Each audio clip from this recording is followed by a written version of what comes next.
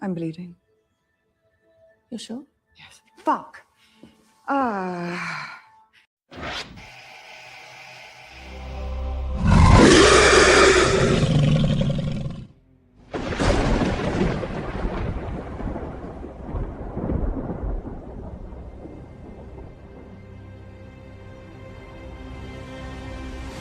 When you play the Game of Thrones, you win, or you die. Zombies! Johannes Becker! Zombies! King Viserys of House Targaryen, the first of his name, King of the Andals, and the Rhoynar, and the First Men, Lord of the Seven Kingdoms, and Protector of the Realm.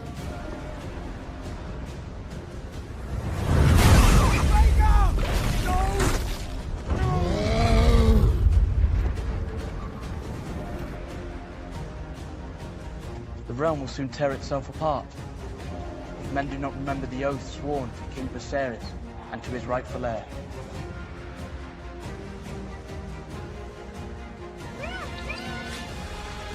You will regret this. Dracarys! No!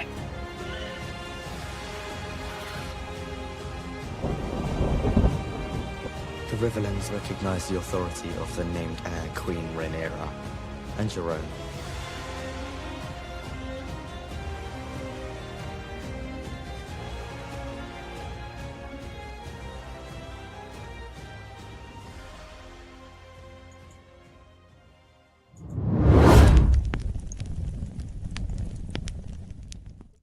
It's a great intro. Right. Yeah, thank you so much. I really enjoyed making that. I love watching that intro over and over again.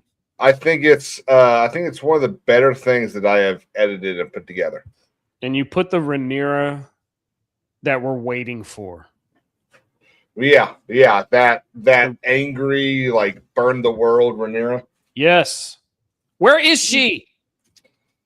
I'm starting to think we're not really going to get her. I'm starting to think that the cause of her downfall is not going to be her mistakes. It's going to be perceived mistakes by Daemon and the Gold Cloaks.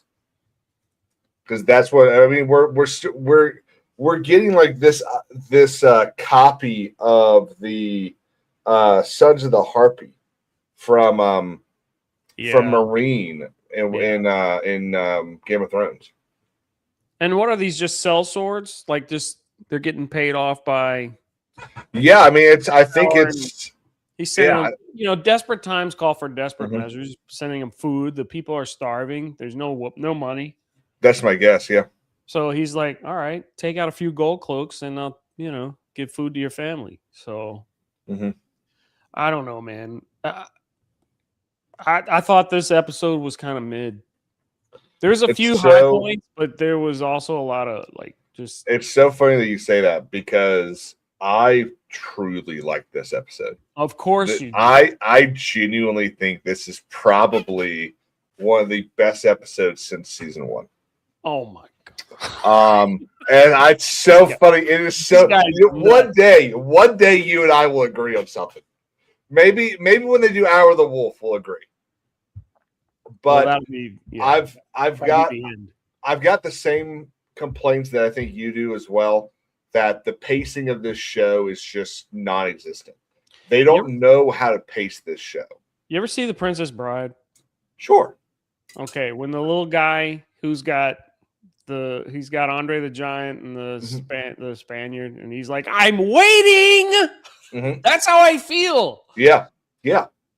Like, let's go. Very much so. Yeah. I mean, we're sitting here. We are now 10, 18, 23 episodes in to what was supposed to be a 40. We should be just past halfway now. Yeah. But we're not. We are 2/3 of the way done with this story. And there's still this season, I think we can pretty much assume that next episode is going to be Butcher's Ball.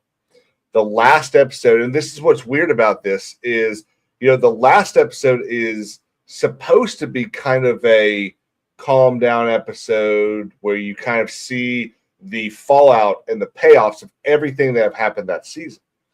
But I think they're going to have to do Tumbleton at the end of this season, and which is going to just leave a huge cliffhanger.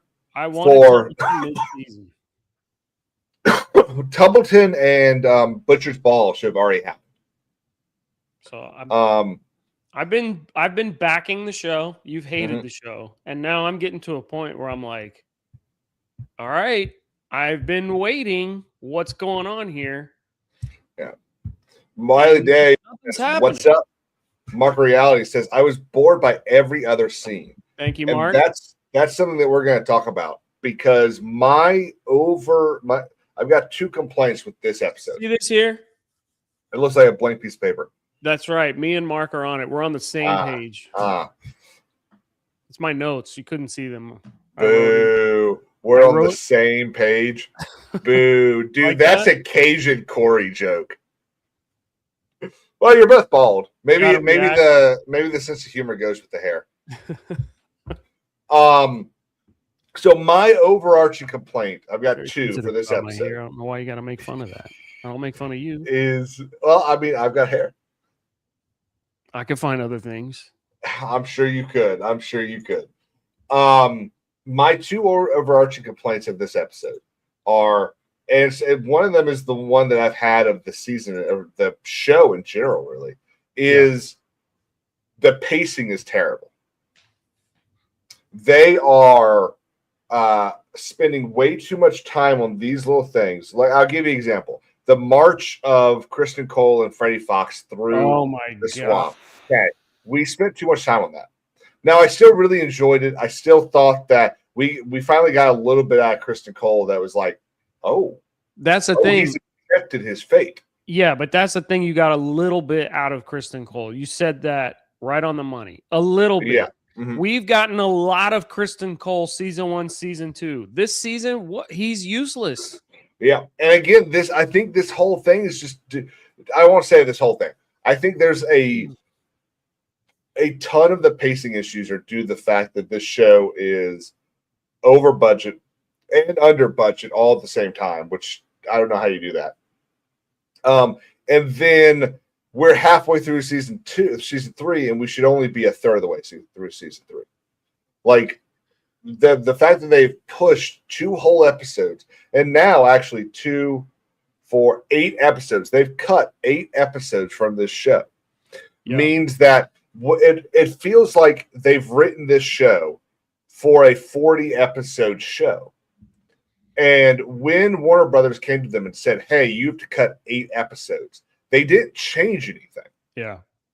It feels like, now what I would have done is I would have said, okay, let's cut 20 or 30% from every episode. Yeah. That way we could push them a little more together and re-edit stuff like that. But it feels like what they decided to do actually was just cut episodes. So you're sitting there. If season 2 ended the way it was supposed to with Jace dying, and then they started season 3, everybody would be like, what are we doing? Like, can we hurry this up? Mm-hmm. Yeah, if we were sitting here having watched the last 3 episodes, with how everything ended, how it's supposed to end in season 2, I agree. I think we'd be sitting here going, "Hey, is anything gonna happen this season?" Yeah. So I guess we should just dive in. First question first. Have you set up a stream? I have not. I do think you can do that. Well, here's the thing. I may have a surprise stream tonight. I don't know if I'm gonna game. I might be out in the workshop tonight. Oh, okay. So I didn't want to. You gotta kind of make that decision while we. I haven't made the decision, and I've actually been struggling figuring out how to get the orientation right on the phone. Like the past few times I've done it, I screw it up somehow. So I keep trying to get it Get it right. Because once you start the stream, it locks in that orientation. You can't. Oh, does it? Okay. Yeah. Can you zoom in and stuff like that? Well, I'll carry the camera around. Yeah, I can. So okay. I've got a little bit of progress, but some troubleshooting on the bike. Yeah. So I think I may like. Did the electricals work? That's what I'm troubleshooting. Okay. I hate electrical. I could understand how you'd hate that. It never works the first time, unless you really know what you're doing. So, and even then, yeah. So there's some things I could share, but anyway, not to take away from this show, sir. So Mark Reality asked, I haven't read the books. I used to read books all the time, but then I went to law school. Me too, buddy. Anywho, is Rhaenyra going to expire on the throne sometime? Sick of her whining. So spoilers? I mean, we can, and we will in a little bit. You know, give us some time to get through the episode, and then spoilers will be abounded, I think. If Kings gets mad enough, he starts spoiling everything. I don't expect I'll get too mad this episode. I know he liked the episode. I was kind of like next episode, buddy. So I watched the preview. I'm just gonna go ahead and say we're gonna start at 7:00 next week, okay? I just already know this. We're gonna go for 4 hours, okay? Just be ready. Yeah, just go ahead and cancel any plans you got. So we get some battle conversation. We get Sir Tully here hanging out with Robert Dustin, and then I forget who the other guy is. I don't know. Yeah, well, so they are traveling to get to Tumbleton. They've been ordered by Rhaenyra to go to Tumbleton and remove Darren and Ormond Hightower.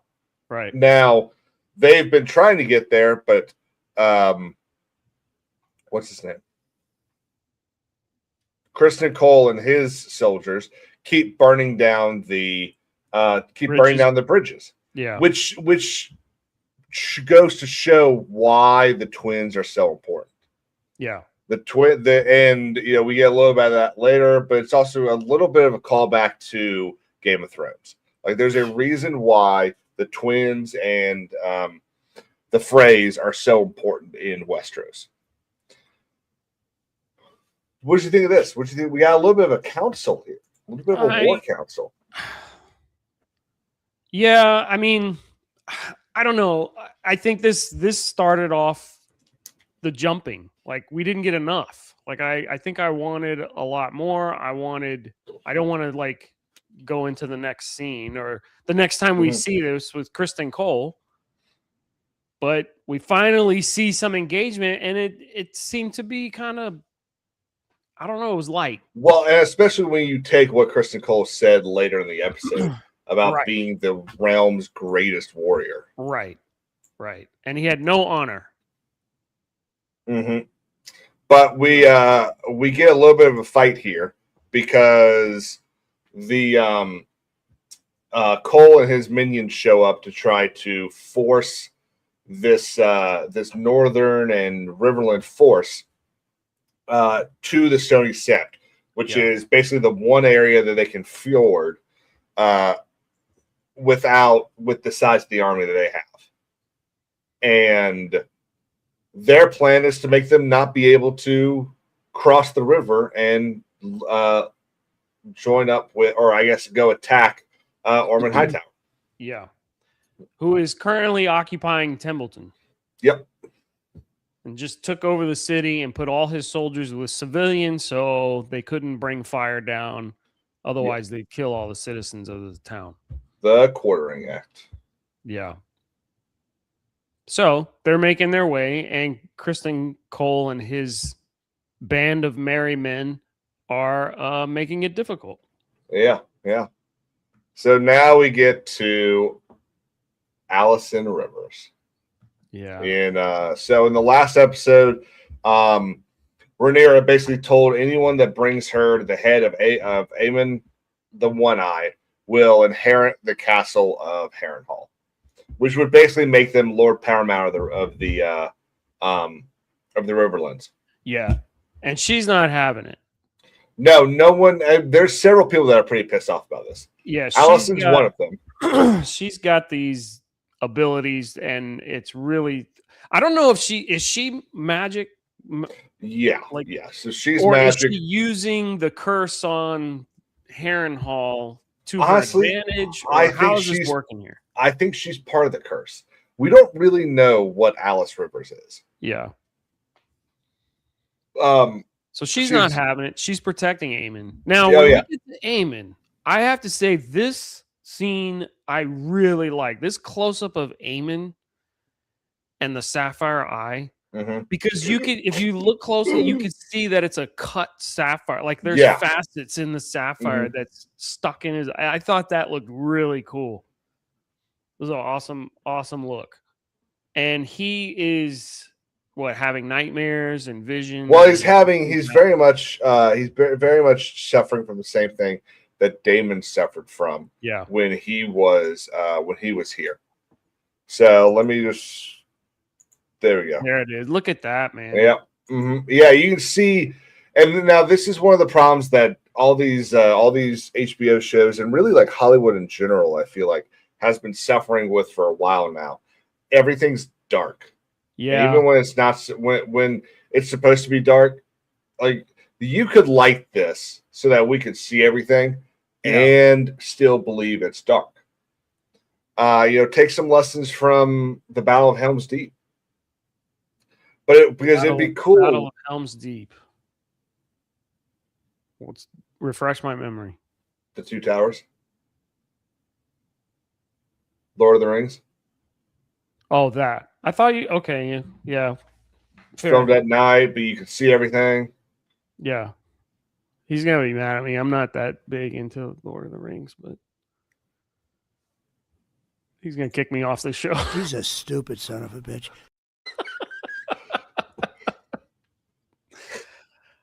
I'm sorry. Okay, so you know where it threw me? Everybody said it's like Christian based, and I'm looking at them like, how is this biblical? I didn't get it. Really? Yeah. Have you read them? No. Oh, well, you should read them. Okay. Yeah, it's a lot easier to see the Christian themes and more Catholic themes, but Christian in general. It's a lot easier to see those in the book than it is in the movie. Yeah, it's easier to see the Christian themes in Across Narnia in the books than it is in the movies, but they're so obvious that it's easy to see them in the movies as well. Yeah. Okay. But yeah, so maybe one day. Well, yeah, we'll fix that. If I have to tie you down, we'll do it. So Aemon here is struggling. He's like dealing. I think he's really under this curse that Alice Rivers has, that Harrenhal has. Yeah, he is, because he was close to death. And Alice has clearly helped him, but at what cost? I would say. He also has Catspaw. Does he have that dagger? Yes, he grabs it from his end table. Oh, is that what was in his hand? Yes. Feel like there's some significance with that. I mean, they make it a point to have that handle stuck out, and he grabs that blade real quick. This is part of the problem with everything being very gray lighted. You can't see shit. Why you take me off? Did I? Oh. That was weird. Yes, he did. Yeah. He absolutely did. Yep. So he is frail. Now he's always been pretty frail. So clearly I agree. I think the lighting's bad. I don't think they learned their lesson from the season 8 dragon fight in the clouds. But it's hard to pick up. But you can see what's going on, and he's still messed up. He's still bandaged up. Oh yeah, from that stab wound. He's freaking out. He grabs Catspaw, and then he sees Alice. Yeah, and Alice like comforts him, and we And get it's the whole motherly thing again. yeah, we get this. This is the kind of a mirror of the of that scene in the brothel where he just kind of wants to be held by this woman. Yeah. This horror. But everything is something to do with the mom, right? Because Damon had the Mhm. same kind of visions about his mother. Not the same But- kind, but they about weren't, his mother, right? So he's and then With Damon's though, I don't think I don't think Damon's were due to like a edible complex or something like that. I think Amond has an edible complex. Whether it's like, you know, a level 10 or a level 1, he's got some sort of complex, some sort of motherly issue. Yeah. I think Damon just when he, and honestly, I can't really remember what the vision in its entirety was when he saw his mom, because he had like 4 or 5 of them. right. But that never felt like it was a sensual type thing. It felt more like that was the voice he needed to hear at that time. Yeah. Does that make sense? Yep. Okay. Yep. I think it makes perfect sense. He's not looking for anything sensual. He's looking for that childlike, that motherly, parental figure, that nurturing. Mm-hmm.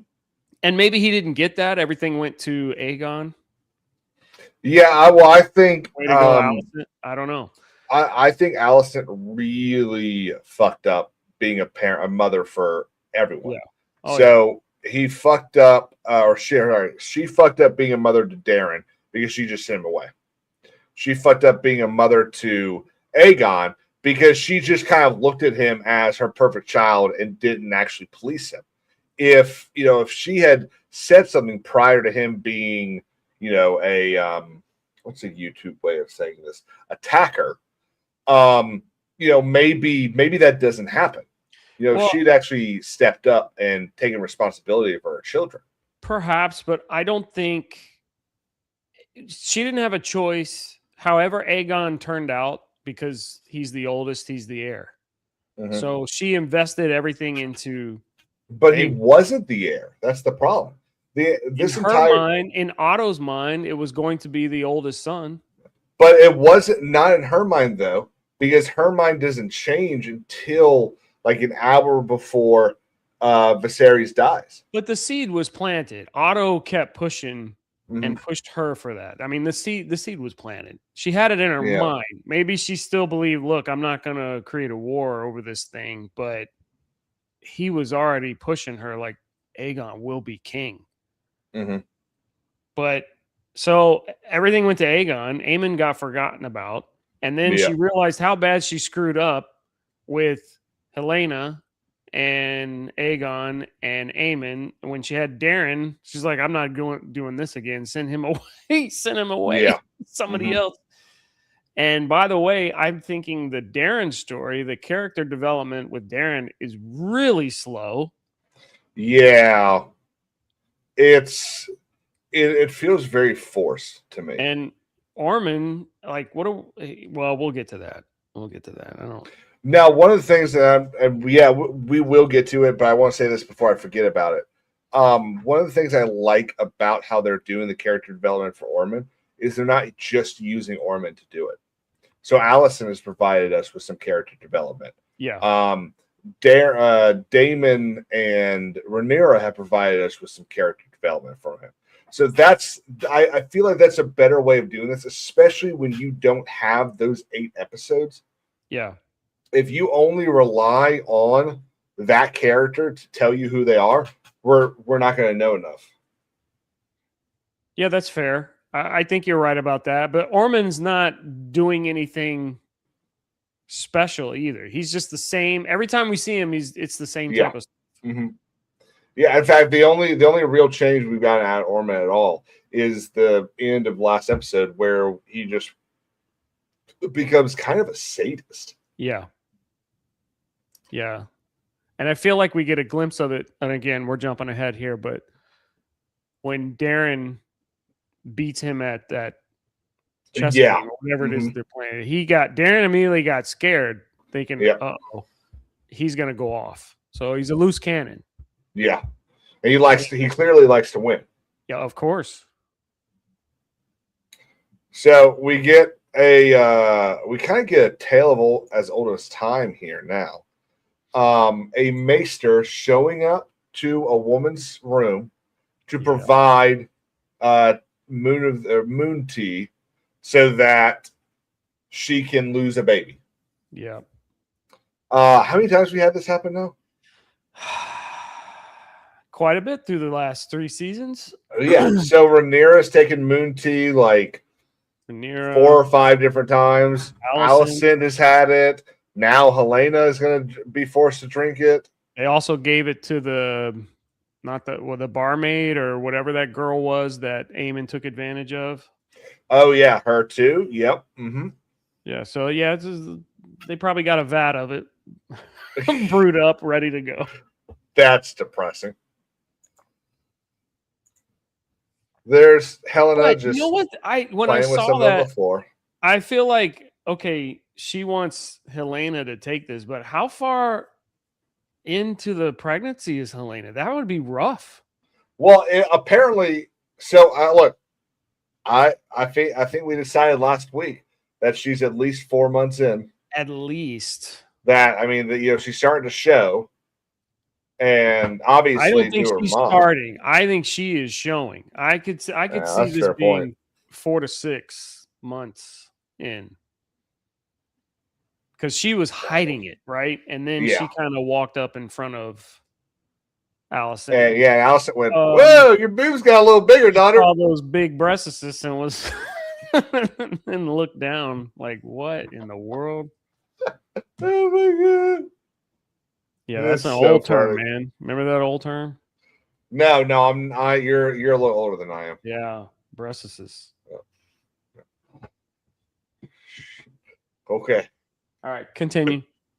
So this, I mean, I don't really have much to say about this whole thing. Yeah, like I really did kind of enjoy Helena, fighting back and being like, "Look, no, I'm not. Yeah, I'm not drinking this. I want to have this baby." I love Helena. Yeah, honestly, I wish there was just that much more about her. Yep. I wish it still kind of annoys me that, she sits here, and I think it's either just before or just after this scene where she talks about seeing Aemon, I believe, hurt. Yeah. And it's the first time that we really get the confirmation that she is a seer, that she has this mysticism about her that very few Targaryens had, and we don't get to kind of explore that. And I love her. I don't know how to describe it other than saying like her vision speak, her seer speak. Yeah. Whenever she says something, there's an element of foreshadowing. Like she is telling you something that she has seen that is going to happen. Mm-hmm. So if you want to know spoilers, go back and listen to everything Helena has said and try to piece things together. Yeah. And you'll get the story, because she is just giving you the story whenever she has dialogue, whenever she has lines. And I think it's so cool. It's very poetic. You got to do some thinking to figure it out, but I wish there was more Helena. Mm-hmm. And it's kind of funny. We're 10 minutes in so far, and really the only complaint, at least that I have, is that everything is the editing of this episode is very weird. Yeah. So I remember one of the things when I'm this is a very weird thing that I'll do every now and then, but I'll just kind of be sitting here doing something, and I'll think to myself, how does the radio work again? Where I'll just be like, when do they cut from the song that you're listening to the other one? Do they finish the song and then it goes into the next song? Do they do a downturn and then an upturn? Things like that. Like every now and then I'll just think about that. Deep Thoughts by King's Advisors. When when I'm watching television, I'll have similar thoughts where it's like, oh, this is the commercial because the screen's just going black. So they add those black screens in to make it easier for the television editing stuff. Yeah. So it's just thoughts I have every now and then. But what's annoyed me about this episode so far is in past Game of Thrones, Night of the Seven Kingdoms, even in the first season of House of the Dragon, the transition made sense. It kind of flowed. Whereas now it's just kind of like what they're doing is they're doing basic editing where they go, here's the scene, and they're cutting it and putting it right next to the other scene without caring what that 3 or 4 second transition looks like. Yeah, and it's just it kind of makes for low level television, and this is HBO. Like, are all the editors working on that horror TV show? It used to be everything was done with a purpose, even these transitions when you jump from scene to scene. Remember the best one when in Game of Thrones, and this is a spoiler if you haven't watched Game of Thrones, but the best transition is when Bran is visiting the past and he's with his father and his sister's giving birth, and she's whispering as you take the baby or whatever. And he's holding you see the baby's face. Targaryen. And then it transitions to Jon Snow, and you hear the music. Like, that was with purpose, right? Now I feel like they're just jumping all over. Or how they did. We're trying to hurry this up. We got to do this. Got to get this. Got to get this. Let's go. Remember the editing done in episode 8, which is the throne room episode of season 1. Where how they cut that, you did not know who was walking into that throne room. Oh yeah, they cut that. Yeah, so they cut that in a way to make everyone think Corlys Velaryon was walking into that throne room to say, "No, he's my heir. What the fuck are y'all doing? Shut the fuck up. Get the hell out of here." Right. And then it's the king. And you're like, "Holy fuck!" Yeah. So that all of that was done for a specific reason. Whereas, like I just said, on here, it just feels like they're just throwing the scenes in whatever order they want, and then they're like, okay, we're done. They're definitely rushing around here, and don't know what's why. up, Breezy. Do we get a new chat? I'm trying to see if this thing. Breezy said, "Hail, Kings and Jit." If this pops up, it's not popping up. So now we get the latest fray. We get a fray woman. We don't have a lot of those. Yeah. And I'll tell you what, I wish Rhaenyra had been just a little bit more of a dick. Like she's Miss Frey here is coming from a pretty good point, Her son has her son has said, you will get Harrenhal when we finish.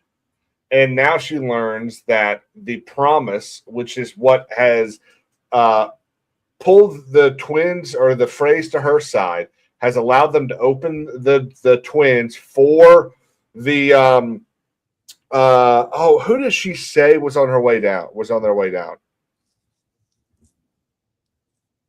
I'm not recalling. Hang on. So, she said Cregan Stark's army has crossed the Trident. That's what I thought she said. But I was thinking she might have been talking about Robert Dustin. So, Cregan is making his move south. So, Cregan's on his way south.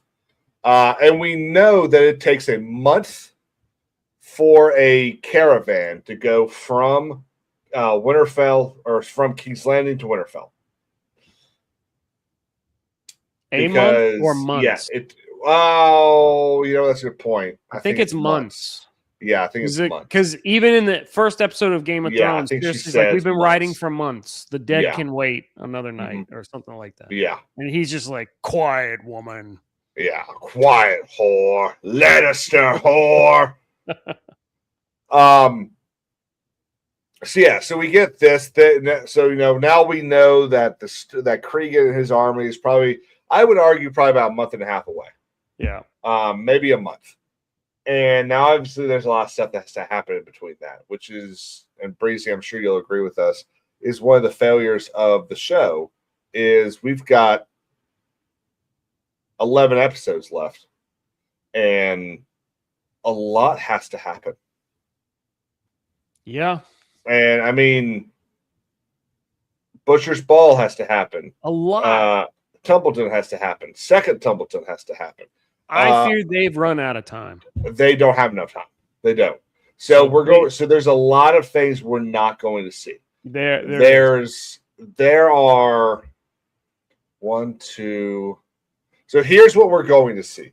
We're going to see Butcher's Ball. Everyone's on Team Gent, bro. This episode was not good. I really enjoyed it. I didn't. We're going to see Butcher's Ball. We're going to see Tumbleton. We're going to see the Fall of King's Landing, the Fall of Dragonstone, and the Hour of the Wolf. Those are the 5 things that we're going to see in 11 episodes. Yeah. Mm-hmm. So they're going to do Butcher's Ball next episode. Dude, that means all these episodes need to be action-packed from this point on. They won't be. We'll get those 5 episodes. We'll have 5 episodes that are action-packed. We'll have 6 episodes that are like, here's what happened next. Yeah. See, it's going to be really annoying. Yeah. Yeah, I'm with Breezy. That's exactly I said the same thing. I said you said you liked it. You I said love this episode. This is the best episode since season 1. It is. But I agree. That's giving it a lot. Let's move on. It's time to see some shit. Like I said, I'm waiting. This is the problem with adapting this story. Whether you adapt it based off of all the point of views, whether you make your own point of view, however, this is not Game of Thrones. And everyone that is in charge of this show is trying to make it Game of Thrones. And it's not. You cannot make this Game of Thrones. Same reason why you cannot make Night of the Seven Kingdoms an action-packed show. Because there's not enough action to pack those episodes. Night of the Seven Kingdoms is a dialogue show. Game of Thrones is a political drama. House of the Dragon is an action show. And that's how they should have done it. But no one there, whether it's Casey Du Bois or Brian Condell, knows what the fuck they're doing with this show. We're at war. Mm-hmm. This should be battles all over the place. So every other week. Yeah, every other week. Fire and so blood. You want 8 excuse me, you want 8 episodes a season? There should be 3 to 4 battles a season. Yes. And there's material for it. There is. Yeah, look, I have a timeline here of major events during the Dance of Dragons. And look, we've been going back and forth on this podcast, this show, about staying true to the books, going away from the books, whatever. I've been defending the show. Like, you can steer away from, the narrative, from the book. Fine. But there's key things that you have to maintain the integrity of the overall story. And I feel like they have run out of time. There's so much now to maintain the weight of the Dance of Dragons. Right? This was a key moment in Westeros history. Right? The fall of the Targaryen dynasty. Pretty much, yeah. Which is why Night of the Seven Kingdoms is so big. Because the reason you've got to remember that House Ashford is a very minor house. Yeah. And you have got the future king, current hand of the king. You've got his brother's 3-4 children. They're all there. You've got the majority of the royal lineage at this thing. Right. Because their entire point is to build the Targaryen power back up. That they need everyone on their side. Because they know more shit's coming. And with the fall of the dragons And with that first rebellion, which I think we'll get a movie or TV show on in probably about 4 or 5 years, there's so much stuff that House Targaryen has to fix. And all of it, for the most part, stems from these 2 years. Yeah. Yeah, this was huge. Yeah. This was huge. Huge. Very big. Very big. Biggest dragon fights of all time. Oh, I can't Big, do it, Trump. Big, beautiful dragons. They're just beautiful. Look at them. You kind of sound like Homer Simpson doing Trump. So Miss Twins here is angry because all she's been offered. Aren't they always bitter and salty? All she's been offered is a seat on the council. Wow.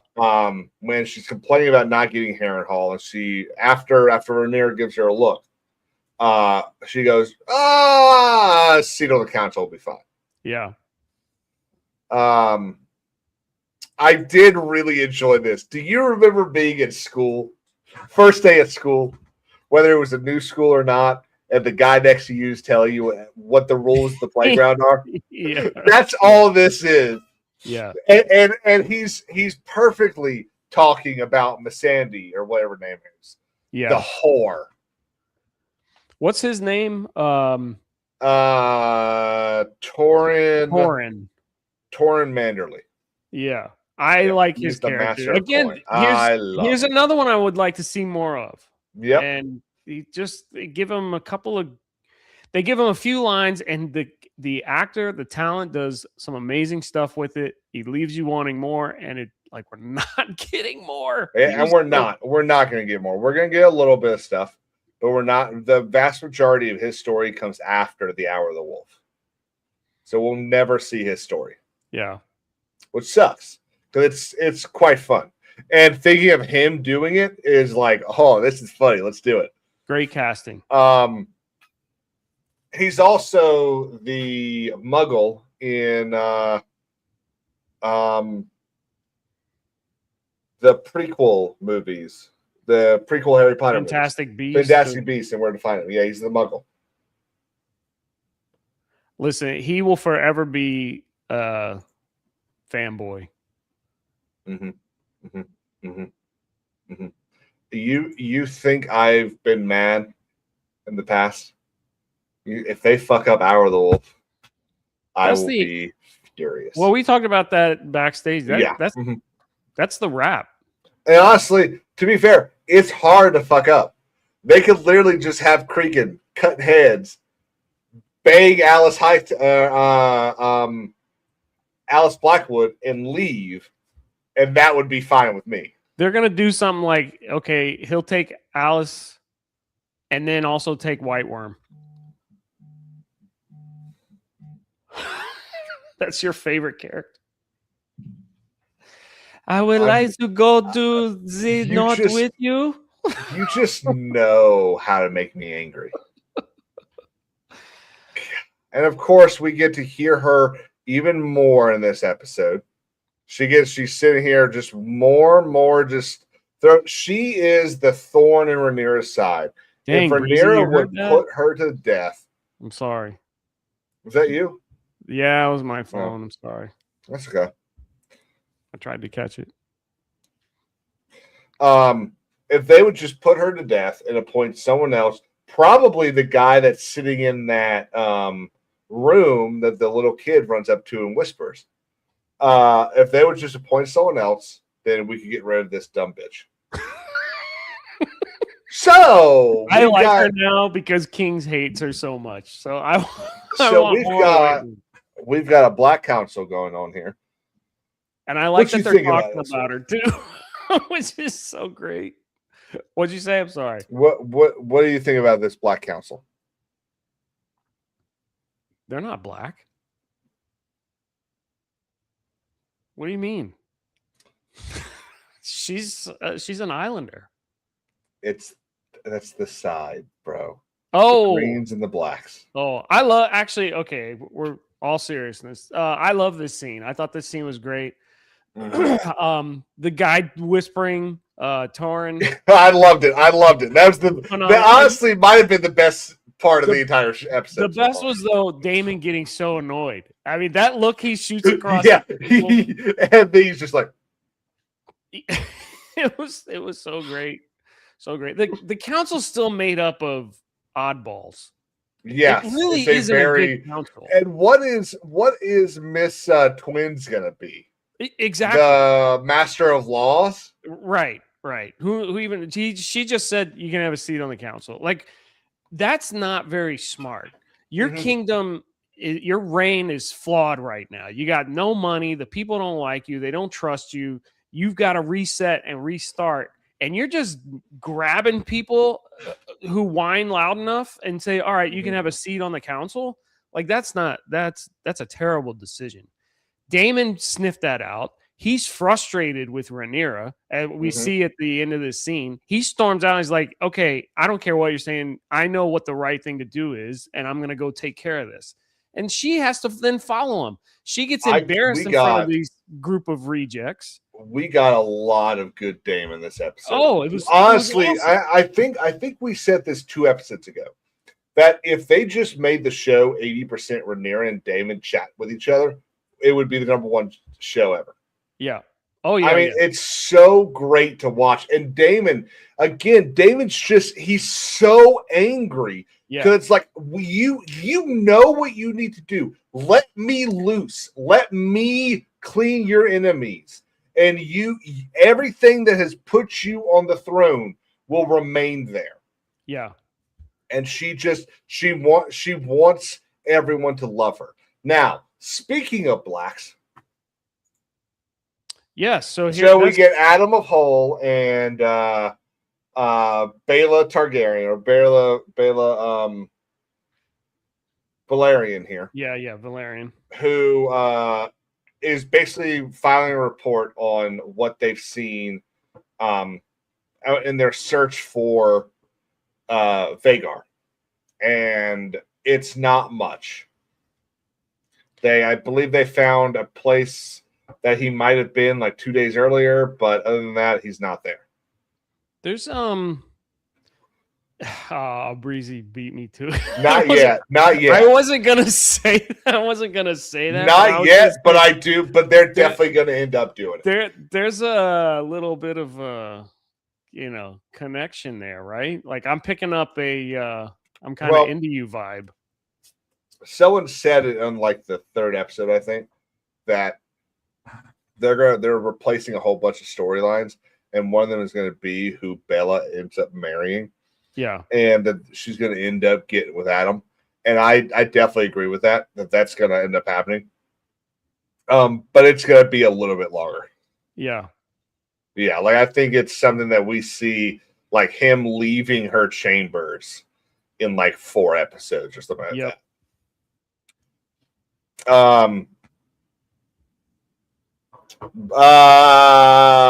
Does it, Breezy? Does that happen in the book?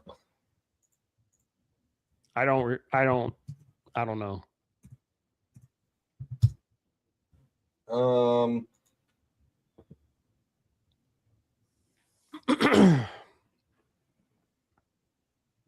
I have no clue. I got no memory of this.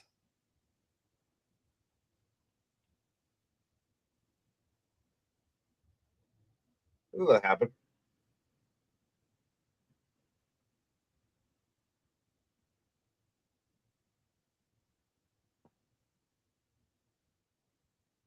Keep talking while I look this up. Keep talking. Keep talking. Sorry, I don't know, but you were definitely picking up a little love interest here. So again, this council is all filled with just rejects. But then Baela, she feels like the queen's lost all confidence in her, probably because of Jace, right?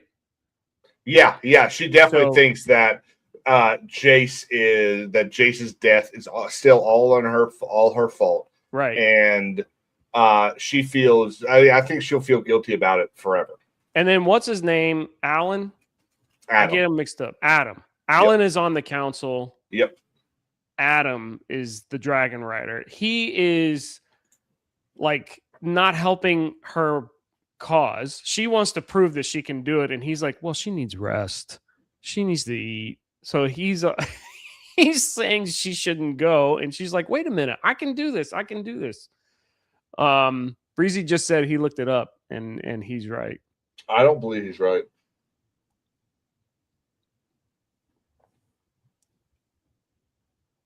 So this council is just, it's all over the place. And Damon, all he wants to do is deal with the gold cloaks. Mm-hmm. Yeah. Well, so he's really upset because we find out in this that there are gold cloaks that keep dying. And that's not okay. That's very bad. Yeah. It's by the cell swords, right?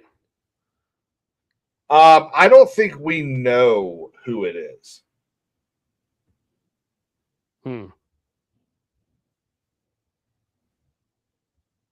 Well, it's somebody in town is so real quick, Breezy, it's actually Adam's brother Alan that she marries. So yeah. Booyah. I was right. I mean, it's definitely they definitely think it's people in like cell swords or people that are angry. It's they probably think that it's people angry with her response to the Queen of Bastards graffiti and shit like that. And that that really leads to this scene right here, which we'll get to in a second. This and then the next scene when they're together. Beautifully done. And like I've already said, the two of them alone on screen should be like 80% of the show. Yeah. But we get a report that, and Adam steps up for her here. Adam, stepping up for her, his half niece, that she is too tired. She needs a break. And Bella chimes in. It's like, I can do it. I can do it. Anything you can do, I can do too. Yeah, yeah. Which is, I think, that guilt eating at her. That guilt's making her, jump in and be a little more defensive than I think she needs to be. Well, I think she's trying to prove that, she can handle the situation, right? Mm-hmm. But I think the guilt of Jace is really, I think she's trying to get out from under that. Yep. So, and he's not helping. No. So now we've got Damon and Rhaenyra off to the side. They've left the council. And if I remember correctly, this is the conversation where he basically says, is this the one where he talks about powers and all that kind of stuff? I thought that was when they were. Is that the next one? In the Septon. Yeah. All right. Remind me what he says in this one. Well, he's challenging her decisions. And he's trying to defend his position on what he's trying to do. And what do we got? I'm looking at the dialogue now. He's like, "What you seek is revenge." What the how? There we go. We're all over. I just wanted to hear it real quick so I can remember. What does it make of me if you will obey me only at a time and place of your own choosing? Yes, she's mad because he stormed off and doing his own thing, and she's like, yeah. How does that make me look? Yeah, this is the one where he's basically telling her, no, this is not time for me to do this. He wants her to go, she wants him and Adam to go find Vagar. Yeah. And he basically says, no, I'm not doing that right now. I'll do that later. Yeah, but I need to figure out what's going on with the gold cloaks first. You've just asked them not to take coin. You just asked them to go another week or two or whatever without receiving payment. And you think that you think they'll just say yes. I need to be the one to tell them this. I am their lord. I mean, he's not literally their lord commander, but he is the rogue prince. He is the guy that hired all of them. Remember the quote that a lot of people wanted to see, that Damon gave us these cloaks, and they do not easily, and they are gold on both sides. They're gold on both sides. Yeah. So she's still really doubting, I think, at least, really doubting whether or not he is on her side, or if he's got bigger ambitions. Yeah, and so she follows him out. It's not a good look. Mm-hmm. It's not a good look in front of the oddball council that she can't even like her husband, uncle, king consort, is prince consort, not even listening to her direction. And says, and it's bad look for both of them. Damon should have in that moment said, "As you wish, my queen," and then pulled her aside here and said, "Yeah, I'm not doing that, and this is why. And you need to go back in there and say, I've changed my mind. Because I can't sit here and make you look bad, but if I do not do this, then you might not have a head to put a crown on to begin with." Right. Breezy spot on. It makes her look weak. Very weak. Very, very weak. And let's see. And she's all, worried about the legitimacy. Yeah. And Damon's like, why are you so worried about that now? Yeah, you're always sitting here concerned about whether or not the people will agree that you're the queen. Right. You're the queen. Walk out there with the crown on your head and a dragon behind you, and they will give you whatever the fuck you want. Right. Your strength is your legitimacy, and then she gets interrupted, and then he takes the opportunity to like, okay, I'm out. Somebody walks up and says, "You're great." Yeah, well, it's like her handmaiden walks up. Yeah, and he's like, "I'm done with this shit." Yep.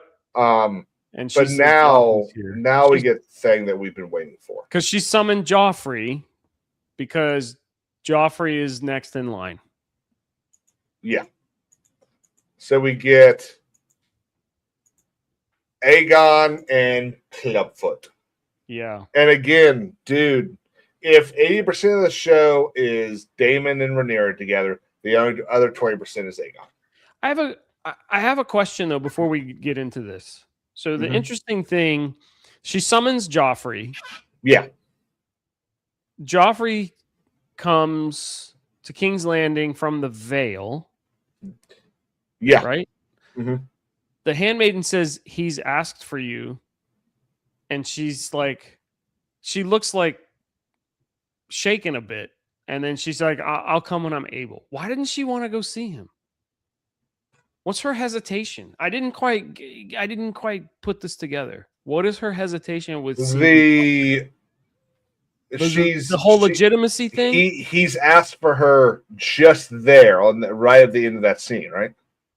Yeah, when the handmaiden says, "Good news, Joffrey's here. He's made it here, but he's asked for you. Like, will you go see him?" And she's like, I will when I'm able. I took it. I see Breezy in the chat says she feels guilty and nervous to see Joff. But guilty of what? I think she's just busy. I think she's just busy. Nah, that's what I think. That's how I took it when I watched it. That didn't translate to me, because then she doesn't even see him until the evening hours. Yeah, until he's falling asleep. Well, I mean, if we go back, the candles are lit. It's definitely nighttime. Yeah. So I think in King's Landing throughout this episode, all of like 2 hours has passed. Because you're right. When we see Joffrey later, it's the late hours or the wee hours in the morning or something like that. Yeah. It hasn't been very long. Perhaps. Yeah. Perhaps. I feel like it wasn't that she was busy. Her council, like, she walked out of the council, Daemon walked away. I feel like even the look on her face was like, he's probably tired. I'll go to him later. Yeah, no, I completely saw it as she's just busy and she's got stuff to do. All right. Yeah. Perhaps. But now Kings is usually right. He's always right. Now we get some Aegon. Yeah. And we get a lot of good Aegon in this episode. Aegon is finally becoming Aegon. Right? Yes. Now he's not this like woe is me, annoying, burned up. He's aging out of this this like contemptible character into an actual interesting character. Yeah. Sorry, I'm choking on water. Okay. I mean, it's better to choke on that than other stuff.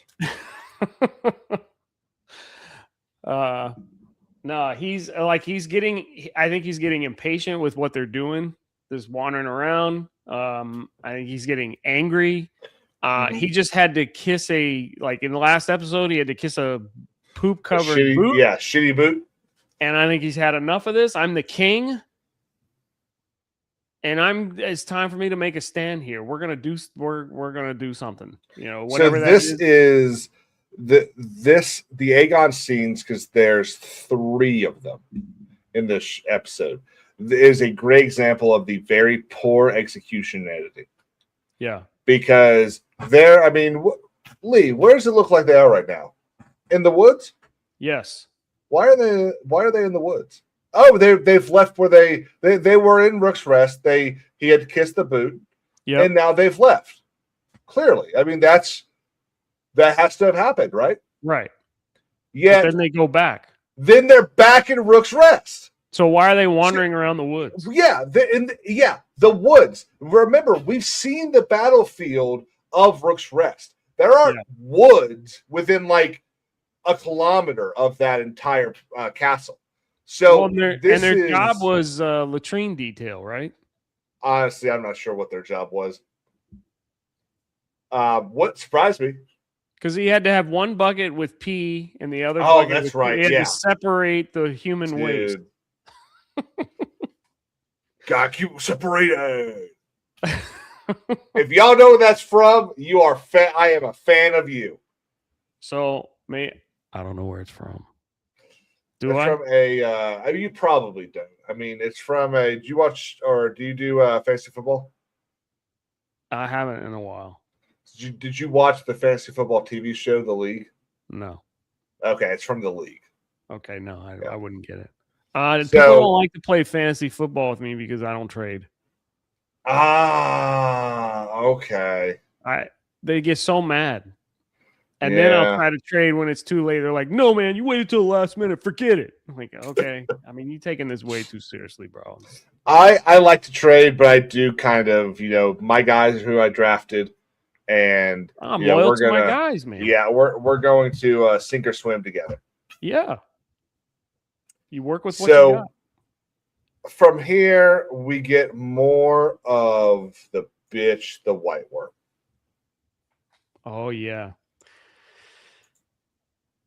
I actually liked her in this scene. Did you? Gotta give her some credit, man.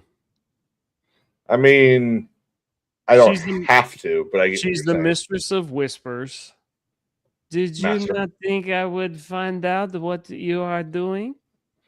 Yep. The thing that's kind of annoying about this is that insinuates that the guard told somebody that the maester brought like period tea or whatever to calm the cramps. And she just knows. She either knows, well, it's definitely not that because it's not her time of the month, which is creepy for the White Worm to know that. Or she already suspects that Helena is pregnant. She's the mistress of whispers. She knows all sorts of stuff. Yeah, I mean, but so they interact twice. This is the first interaction, right? So she comes in and says, I understand the maester brought you something. I'm the mistress of whispers. I've got a job to do and whatever. And Allison, she tries to cover and protect Helena. Yeah. And says, I took a lover. Yep. You know, it's time for me to get rid of it. And Yep. he drinks the juice. And she for slugs it him. down. Yeah. Yep. And Helena's asleep, not even No, paying any no, attention. she's like, I'm pretty sure she's just like, oh yeah, no, she's asleep. She's asleep. Okay. And so she chugs the tea herself, knowing this is gonna make her sick. Yeah. It's gonna do something to her body to try to get rid of whatever. And you can look at White Worm. What's her name? Massaria. Mazzaria. Yeah, that sounds right. She's looking at her going, I don't think I believe you, but okay, we'll play this out. And then she starts asking questions about the lover that she claims to have. Was he a lord, a commoner? Yeah, was he a lord or a commoner? Or both? And Allison, she knows that she's busted. Even after chugging it, I think she could say, well, I'm on thin ice here, whatever.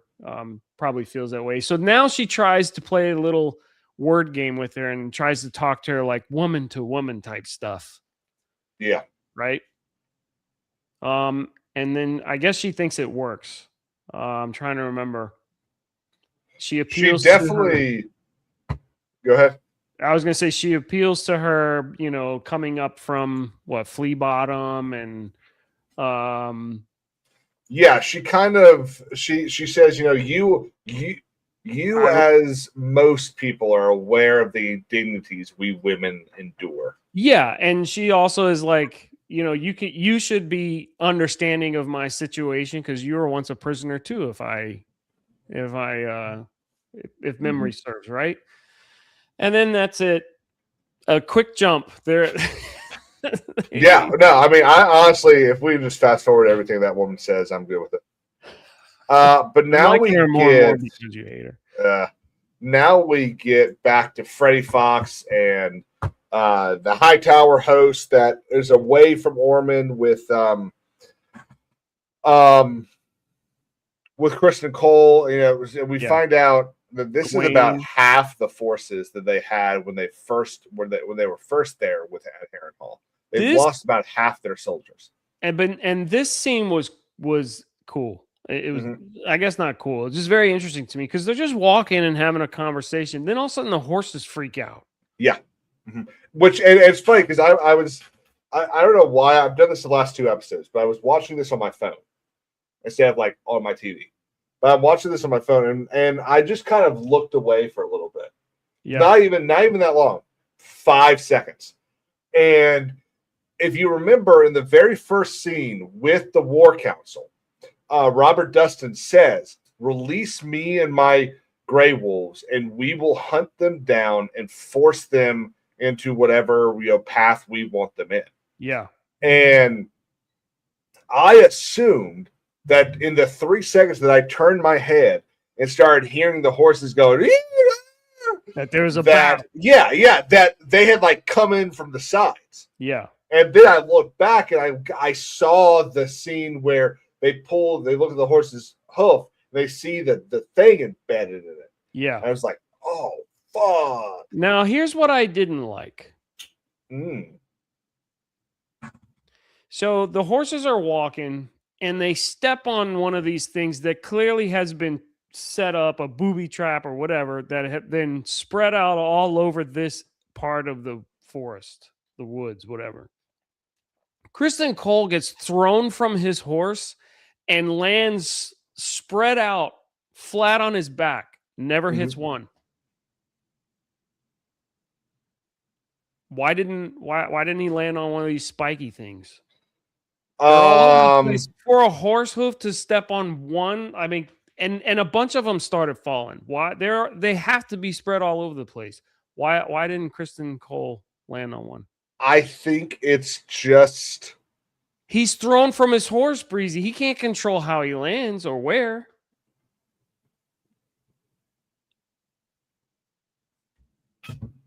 Plot armor. Okay. I It's mean, a perfect opportunity for him so- to get so one it's in the right arm here. or something. Yeah, so it's right here.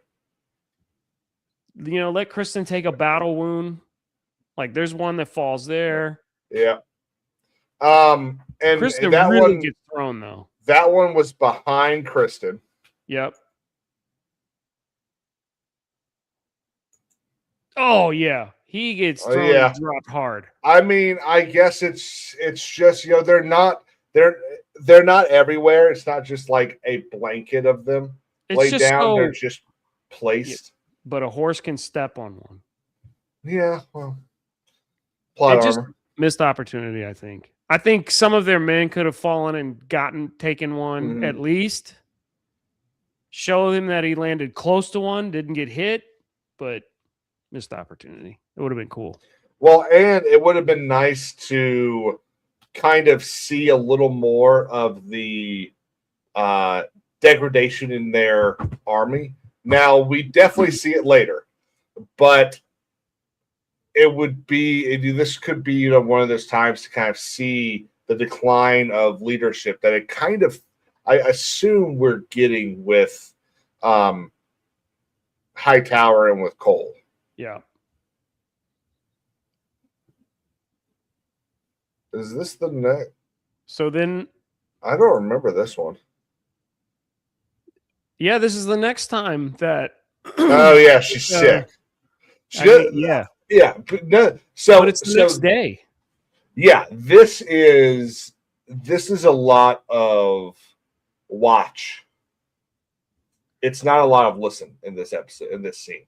All right, let's piece this together. This is either something we uncovered as part of more editing issues.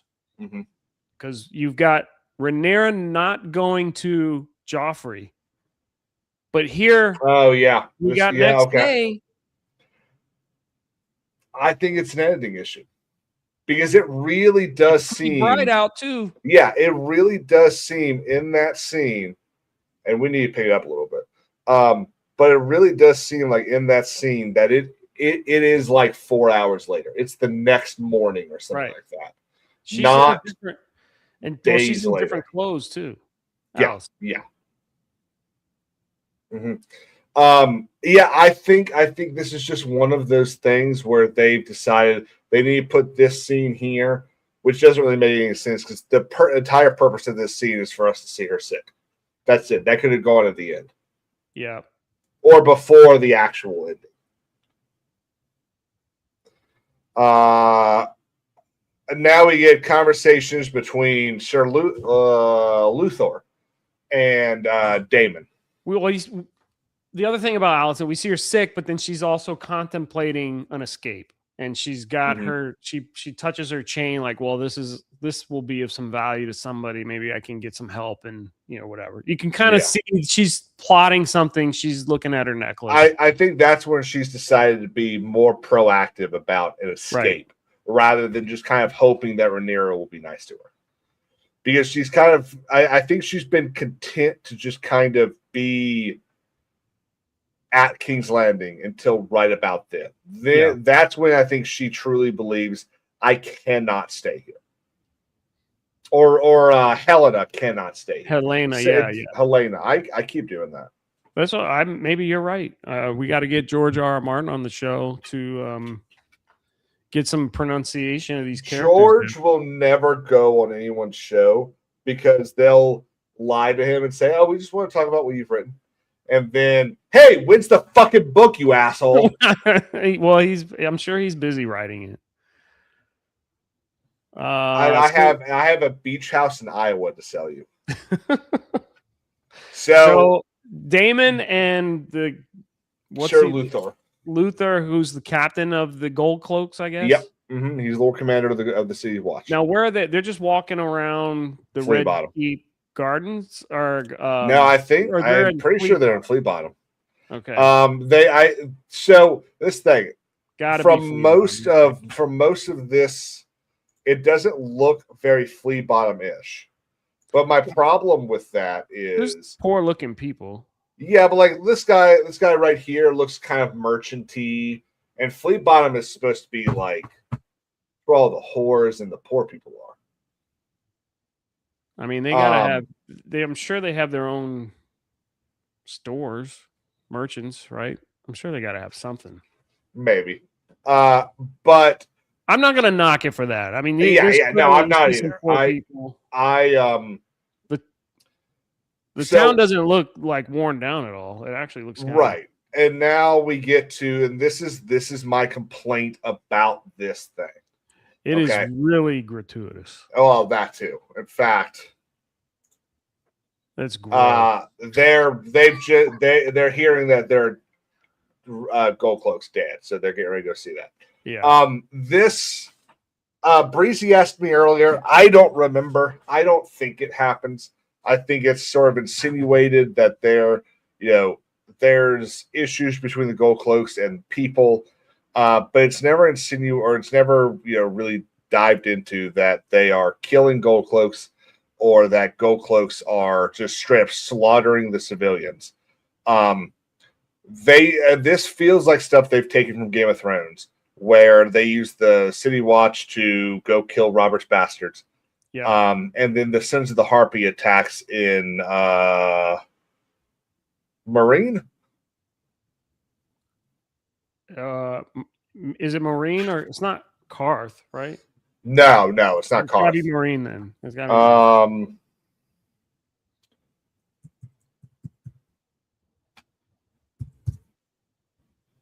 let's see.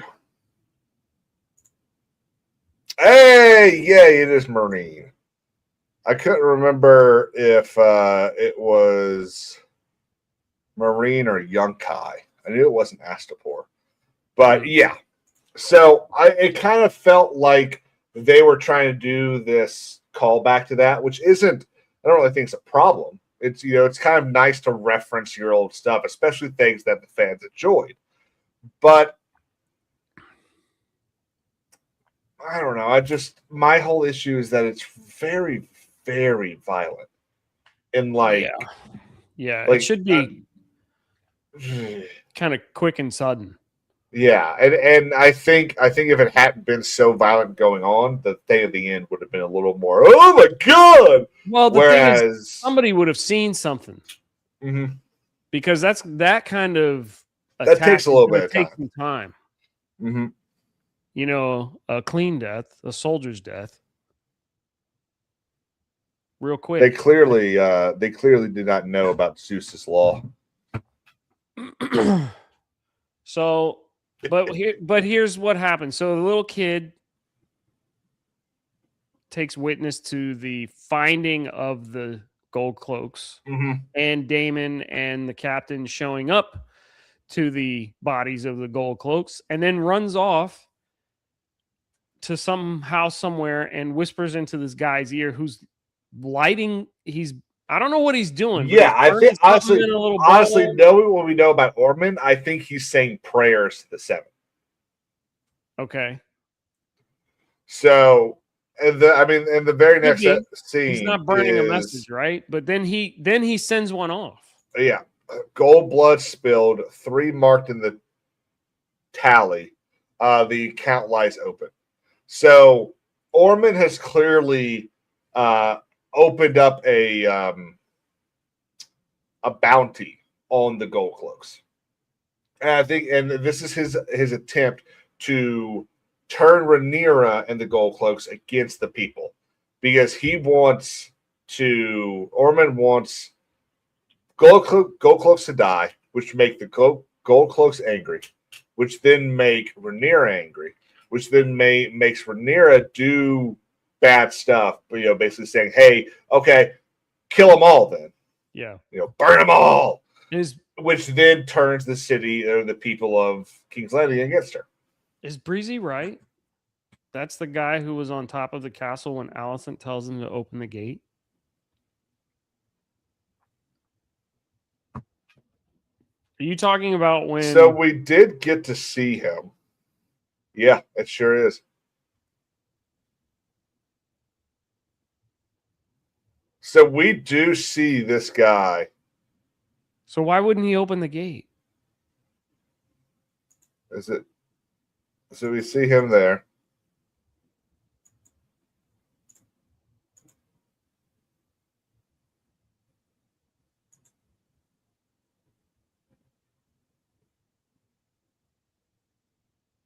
But Allison is a Hightower. Yeah, but he's not a Alicent Hightower loyalist. He's an Ormond Hightower loyalist. So he believes that Alicent basically betrayed them. Hmm. So Ormond's got in touch with him and basically said, "Hey, I got a plan." And so that's what. So he is following his lords because remember he's in the Hightower army, and Ormond is Lord Hightower. Right. He is the head of that house. So he's following direct orders from Lord Hightower. Sure is. At least that's what it appears to be right now. Well, he also says the account is open. Does that mean he wants to get paid? Oh yeah, no, he's saying that there's more gold cloaks to kill. See, I interpreted that as like my bank account is ready for the deposit. So I looked at it as sort of how they look at it. It could be that in John Wick, with the account is open, that means that the bounty is still ongoing. Okay, that makes sense. That makes sense. And now we get Ormond Hightower and Darren Targaryen. Yeah, this Darren. Come on, man. I think this is my least favorite scene in the entire. I don't like anything with James Norrington in it so far.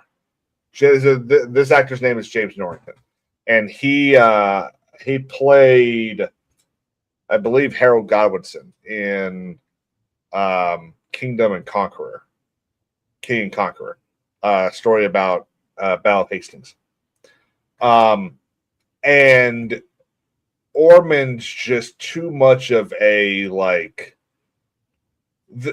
Ormond to me comes across as the guy that would be on a certain list that's very popular to talk about here in the United States.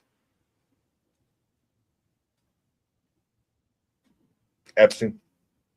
Oh, that. Okay. Yeah.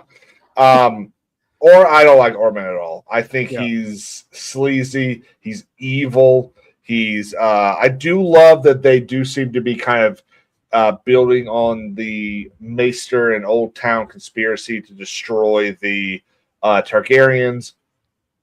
But this whole scene he does with Darren just screams grooming to me.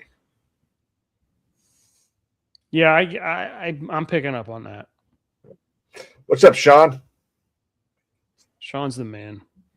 Yeah, pretty cool dude. So what did you think about this? I'm bored with it. Like, yeah. I mean, so if I'm being just bluntly honest, like, Darren, come on, step up. Who are you supposed to be? What are we doing with this Darren kid? Again, if we had 8 extra episodes, the eight episodes we were supposed to have, this would be a great scene. But you have to kind of assume, especially with 8 episodes left, you've got to put some onus on us, the audience, that we will assume this sort of grooming shit happened. Yeah. And move on. We need to see the next step. Well, he's been teaching him. Darren's been learning. Yeah. Tell us, what have you read of the histories? They're very boring. What? Yeah. And I think this chess game is a little bit of, it's symbolic in a way, because Ormond is very arrogant. Mm-hmm. He likes to win or doesn't like to lose, and will go out of his way to prevent a loss and to ensure a win. And here Darren casually beats him at the game. Yeah. So Darren is figuring things out. This symbolic of him beating him at, what would you say? Is this chess? That's kind of what I saw it as. And he knows Darren Darren knows Ormond does not take a loss well when he doesn't get his way. We saw a glimpse of that, last episode when he slammed his hands on the table, whatever. So then Darren becomes scared. He immediately gets nervous, like, it was an accident. I won by accident or something like that. We'll try again. And what pisses Darren off? I mean, pisses Ormond off. Yeah. But Darren is learning or has learned, right? So now we see Darren's becoming somebody, but get on with it.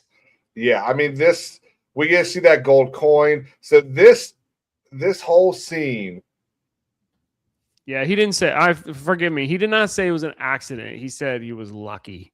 And downplayed his win. 23 minutes.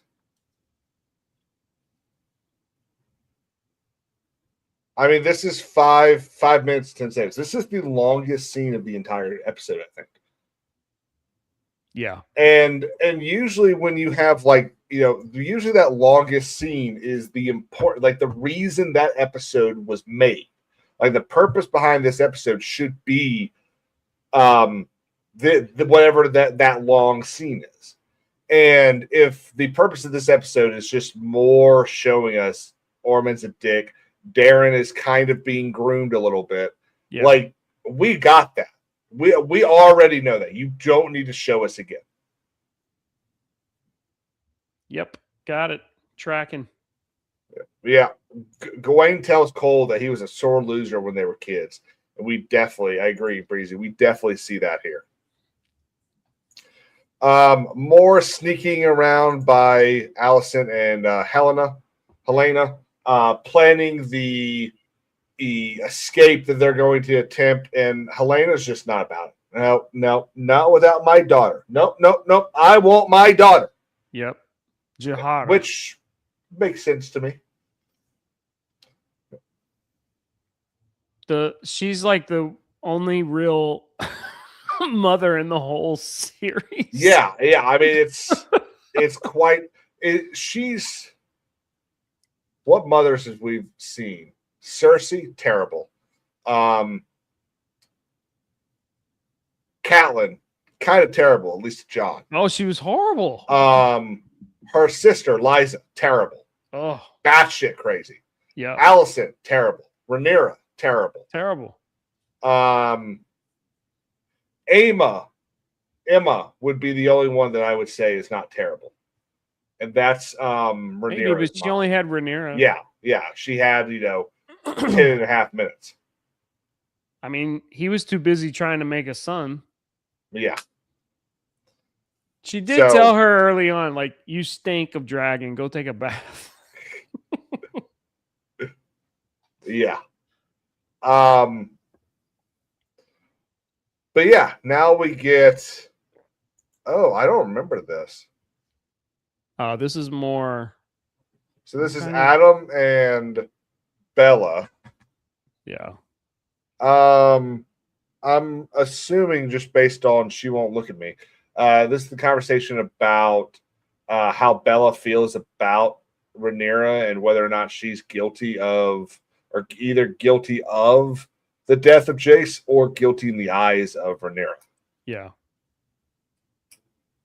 Oh, thank you, Breezy. Yes, she's kind of she's angry that she knows what her fate is now. She was destined to be queen, and now she's just going to be a bargaining chip. And that, I think that obviously that makes her upset. Clearly, it makes every single woman in this show, in all these shows, upset. Which is a little annoying. I'm kind of tired of hearing of it. Yeah, and he's still. I don't know. I get this little love interest here. Like there's a curiosity about these two. I don't know. I kind of don't want it to happen. What is their relation? So step siblings? Or is he uncle? Uncle? Yeah. Step he is. So he is Valeri. He's Corlys's son. She is Corlys's granddaughter. Daemon's daughter. Yeah. Yeah, uncle. Mhm. Half uncle. Half uncle, yeah. Yeah. Oh yeah, half, not step, half. Yep. And then he says to her, doesn't he say something like we'll fly away or something, like we can fly. Yeah, it's like We'll fly if you're married off, I'll come find you. I'll come find you and we'll go be exiled together. Something like that. I don't know. There's a little bit of hey, I'm down if you are.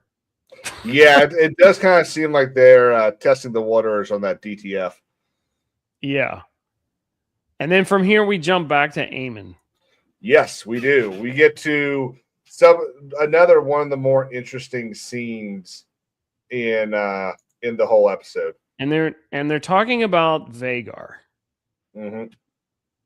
I did not like how it's just assumed Vagar flew away. I'm trying to get like a nice little this will work. Yeah, so Alice just kind of seems to be like just pouring on this. Everyone has abandoned you. The only person left for you is me. That's kind of what I'm getting from her. She is so clearly he's got some sort of mental thing where he's got to have somebody motherly with him. He yearns for this connection. Yes. And whether it's a motherly connection, a brotherly connection, a lover connection, he yearns for he reminds me of the guy in the office that is always calling someone because that person is just like doesn't want to just sit there and be alone. Right. Like he reminds me of that person. But I think it's more than just mommy issues. It's issues in general. But whenever we see him in these deep, dark moments, he's with somebody needing to be mothered. Like he was with the whore. He doesn't want to do her. He just wants to be. I just want to be naked, and I want you to hold me like my mom would. Well, and I give you the whore. I'll give you Alice's first one, but this one is not. This is more like. Assuming I'm remembering it correctly, this one is much more like a brother or friend would talk to you because am I wrong? Well, let's get into it, but I was just going to point out Alice is taking the role very seriously. Like she's like cross stitching or something. Like she's sitting in like a rocker next to his bedside, which is what a mom would do. With their sick kid. At least that's the appearance I got. That she is just okay. And she's giving him like the news of the world at the moment. Yeah. Telling her, King's Landing I told you King's Landing has fallen. Right? Aegon is apparently dead. When Bran was unconscious, we saw Catelyn Stark sitting at his bedside, wouldn't leave. She was making something with leaves and sticks. I don't know what it was. Right, but or a doll. I forget what she was making, but she was making something. And now she's making a totem for the seven. Okay, I knew it was something. But now we see Alice, who's stitching, doing some needlepoint or whatever, with him at his bedside. So he gets up, and it's all about Vagar, right? He's just. And he's trying to figure out what is happening to him, wanting to know if he's a prisoner. And he's just wandering around the room, lost.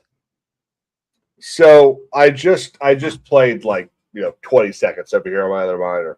And I'm going to amend what I said, that she is treating him very motherly. But in this instance, he's treating her more like that confidant. Not quite mother, but more of a confidant, where he's telling her all of this stuff that you would probably tell your brother, or I might tell my best friend, something like that. Whereas if it was the motherly thing is more of that comfort and less of that admission role. That makes sense? Maybe. maybe. But I can also see it.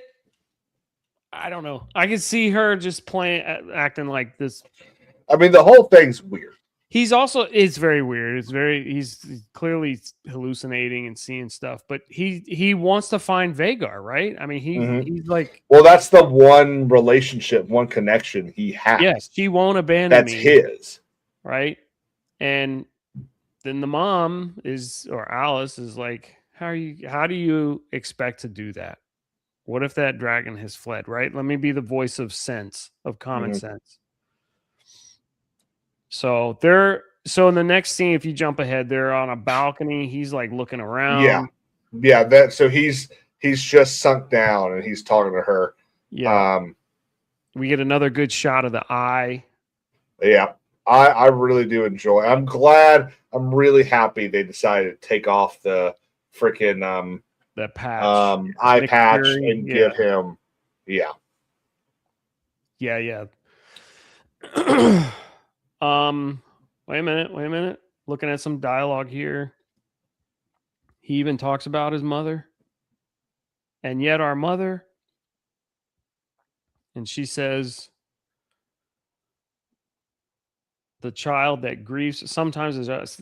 See, they even talk about moms. Anyway. Definitely mommy issues, I feel. And I mean, he's definitely got mother issues. Then he's looking at her and he's like, who are you? Yeah. And then from here, we jump back to Aegon. I mean, we are jumping all over the place. Yeah. And again, that's my main complaint with this episode. And we still don't know where they're at. Mm-hmm. Well, yeah, we do. This is back at their little camp. This is the what's that called? Carriage that they were hiding in the back of.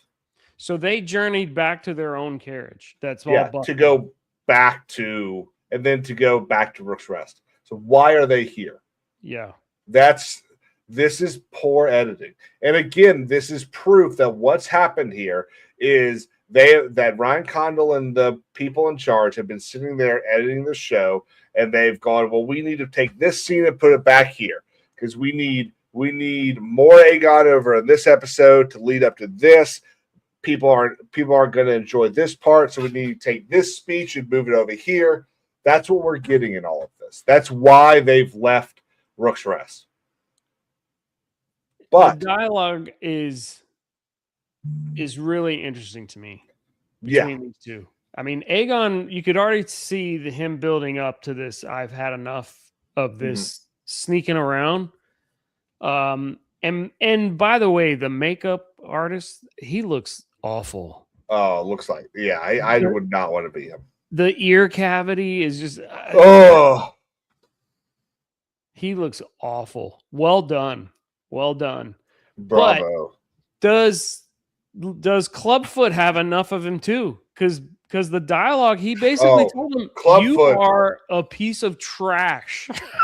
Like Clubfoot. Because he spends this entire time. Aegon mirrors what Aemon just did with Alice Rivers. Aemon has just basically complained about how my mother loved Aegon more, and now we have Aegon complaining about how everyone loved Aemon more. Aemon fucking fluent in High Valyrian, and then he starts struggling with his High Valyrian. Yeah. And finally, what's up, Dingus? Sorry. What's up, bud? Clubfoot has just had fucking enough. Shut the fuck up. He's like, you're a terrible king. Exactly. You are terrible.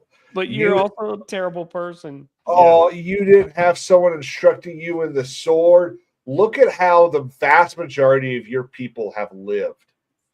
And you're upset that you're not as good at fighting as your brother is. And I thought for sure Aegon was going to try to fight him. I did too. I kind of expected to see a come on. How cool to be. They're two like crippled people. Like, yeah. He's going to try to kick him with his club foot or whack him with it or something. And Aegon, he can hardly move because he's all burned up. Yeah. Oh, honestly, it would have been hilarious. And then another jump to, I guess, the Sept. Yeah. Crypt fight. So this again, this is More Rhaenyra. This is another, more Rhaenyra and Damon, and it's so good. This scene was We great. get- Yeah, I was just gonna say, and I'm gonna give the floor to you because you're better at verbalizing this stuff. When they start speaking High Valyrian, Mhm. it's so good. Yeah, Like you can. It's like legit. Like the intensity in their dialogue, even though they're speaking a fake language, is so good. It's so good. But what are they talking about here? So Damon comes in. He basically accuses her on the spot of, why are you here? All you are here is to get that fat ass over there to go, oh, maybe she would be a good queen, and to annoy you. Why do you constantly demean yourself and lower yourself for the support of your lessers? Yeah. And he's right. Again, I mean, I feel like I'm beating a dead dragon at this point. But you have a power the kingdom has never seen before. Use that power. Right. And release Damon. Let him do what he needs to do. Stop struggling to make these decisions. You're clearly unable to make the decision, so don't make it. Let him make the decision for you. You're not ceding power. You're not making him the king, Right. but he's the one. He has clearly throughout this entire show, he's known what needs to be done. She has struggled on every decision she's made. So maybe just say, hey, Damon, go destroy my enemies. Yeah. And let him loose. Is this the same place where she would meet Allison? Yep, that's where she met Allison. And there used to be the skull of Balerion there.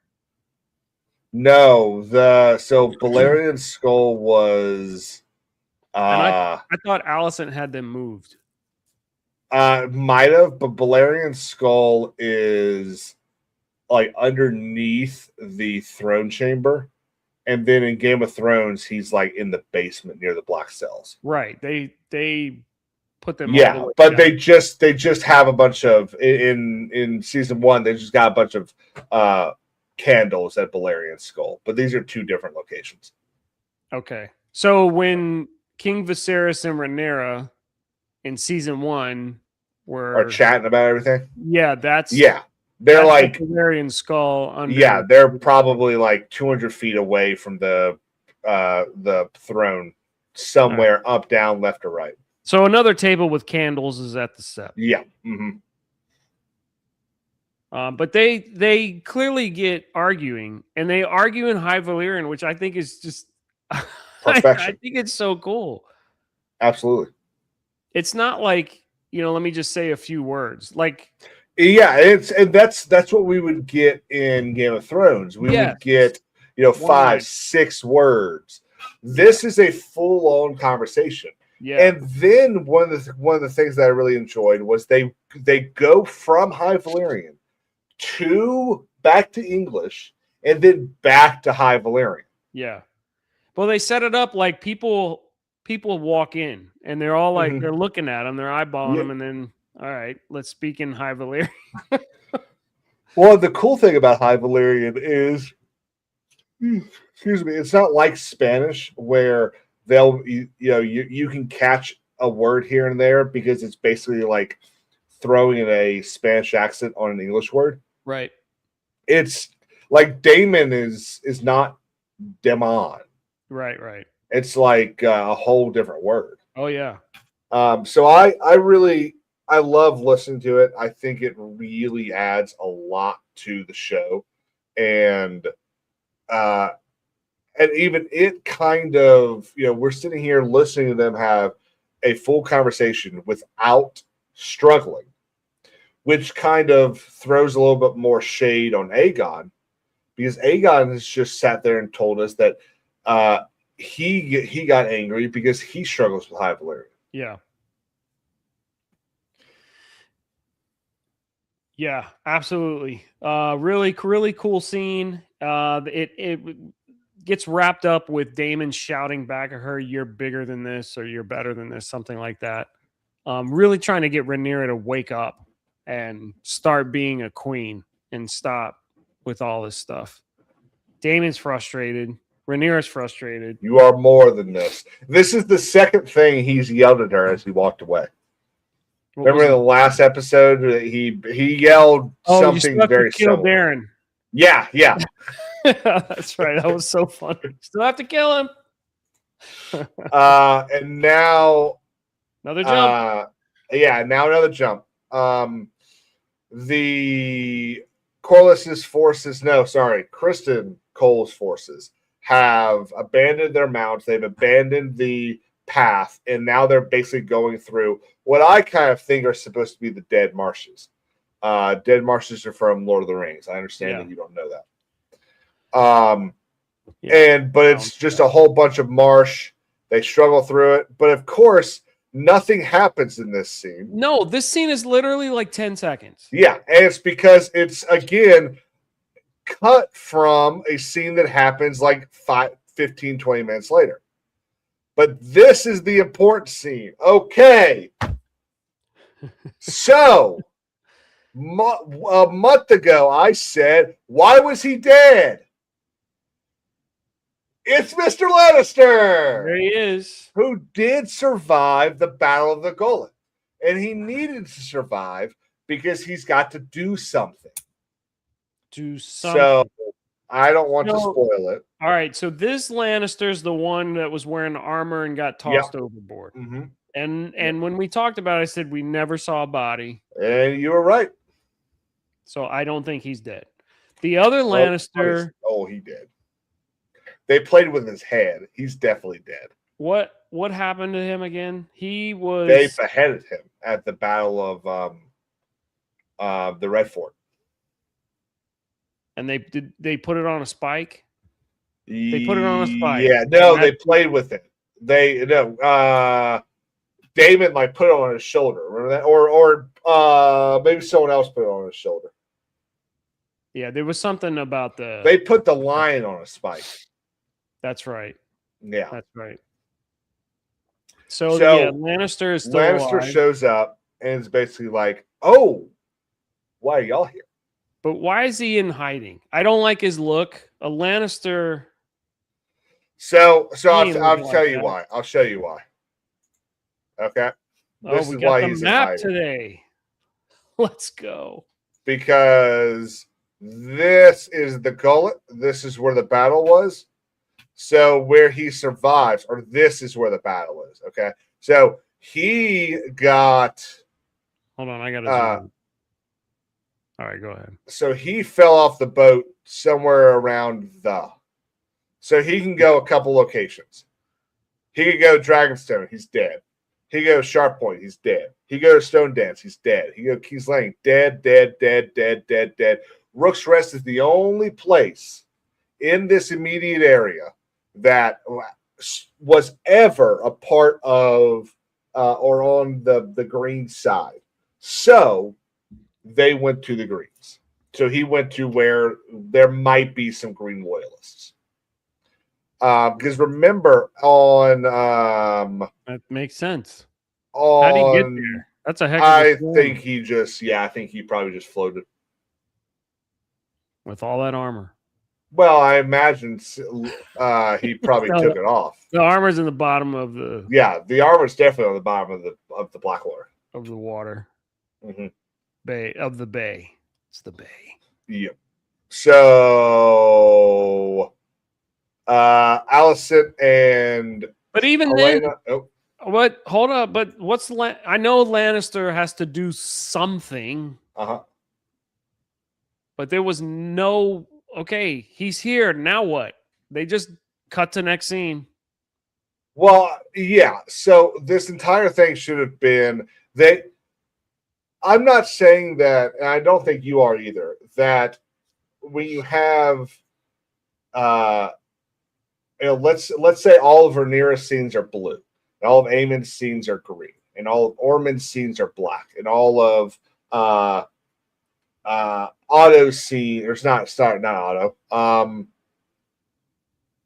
Cole's scene, all of Cole's scenes are yellow. Okay, I'm not saying that you need the episode to be yellow, green, black, red, whatever colors I said. But the thing should be cut a little better. And what should have happened here is it should have gone from the to that next scene of them. Not let's put 3 more things in between. Because what you end up doing is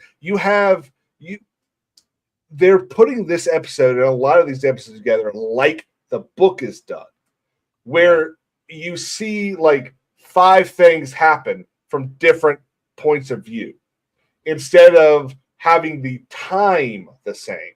Right. So like the thing that's it's daytime right now, or let's say it's 2:00. Okay. The very next scene, it's the night prior. Or maybe even the night after this. Yeah. Okay. Well, you have Helena and Alicent try and escape here at night. Okay. It's clearly nighttime.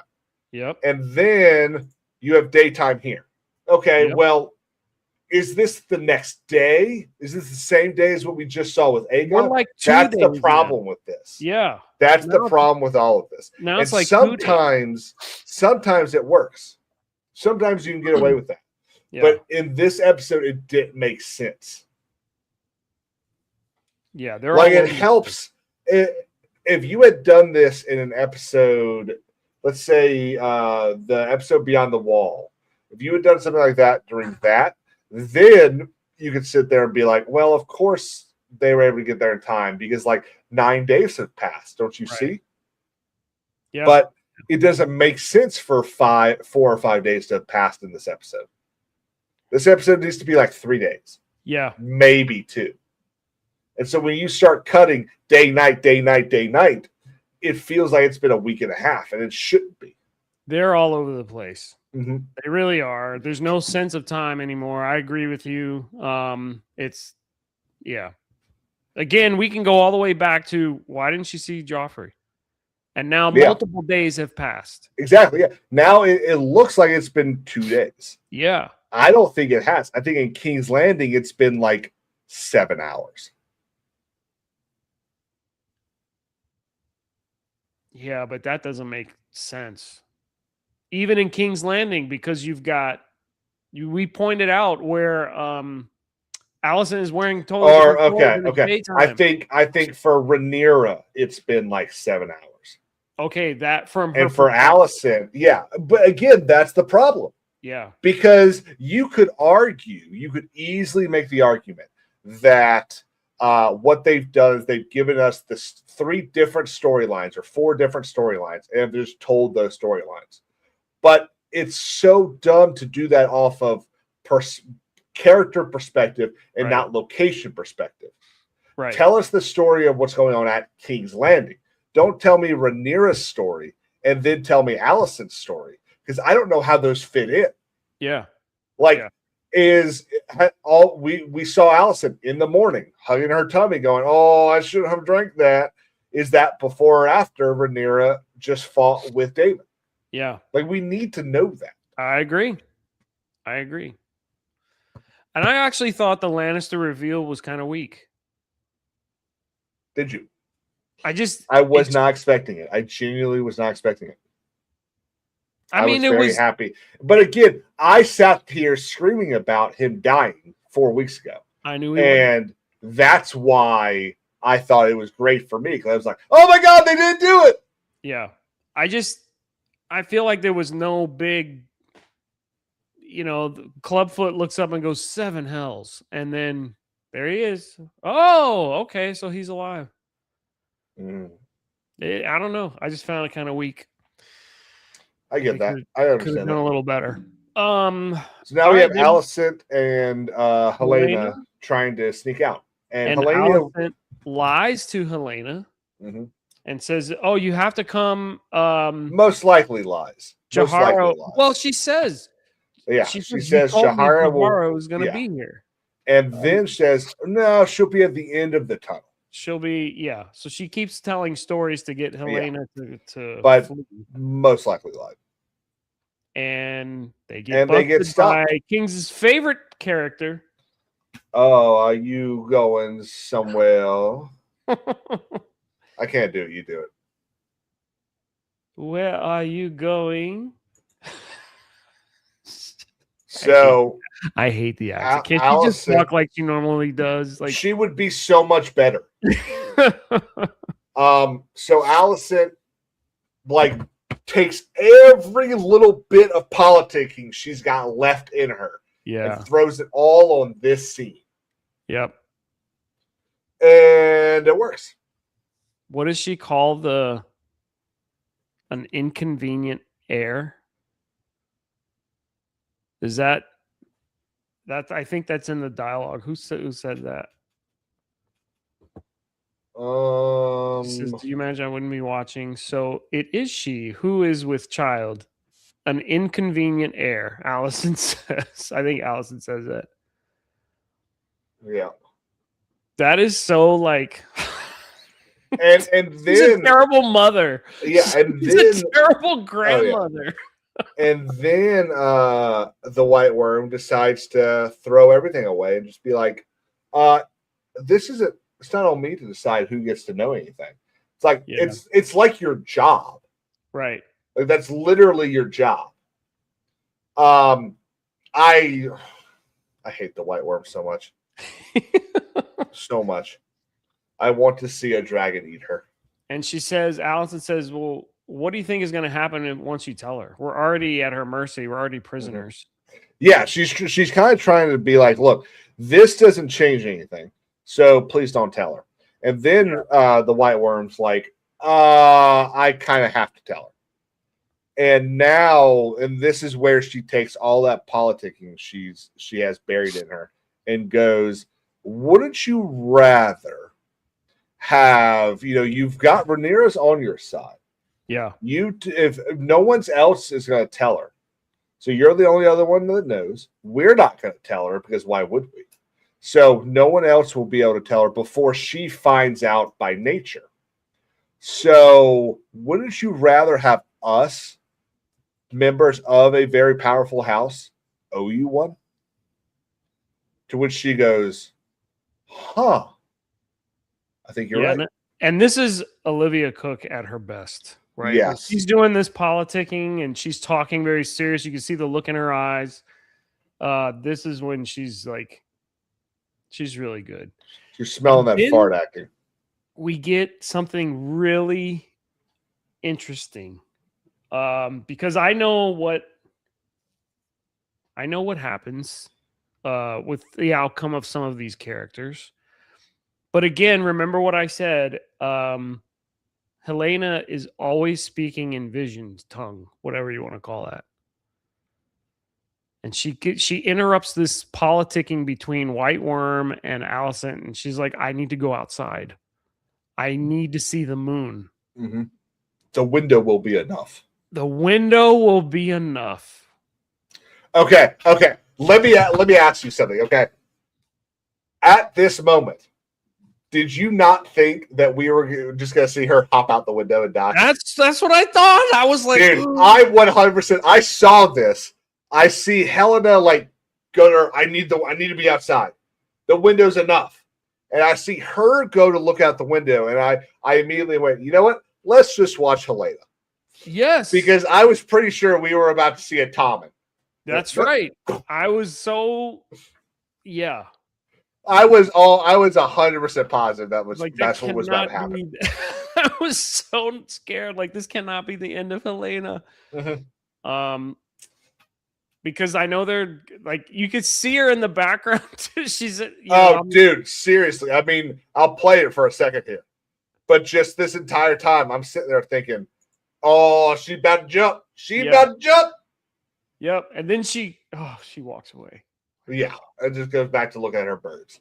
Everybody was nervous, but yeah, again, could be some foreshadowing.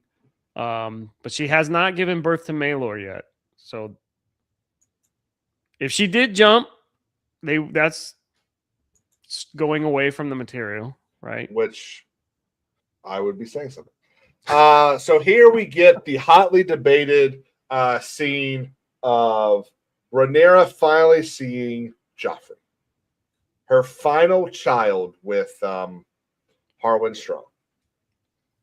Yeah. So here we go. How many days have passed? And she, Again, I think for Rhaenyra, it's been a couple hours, or let's say half a day.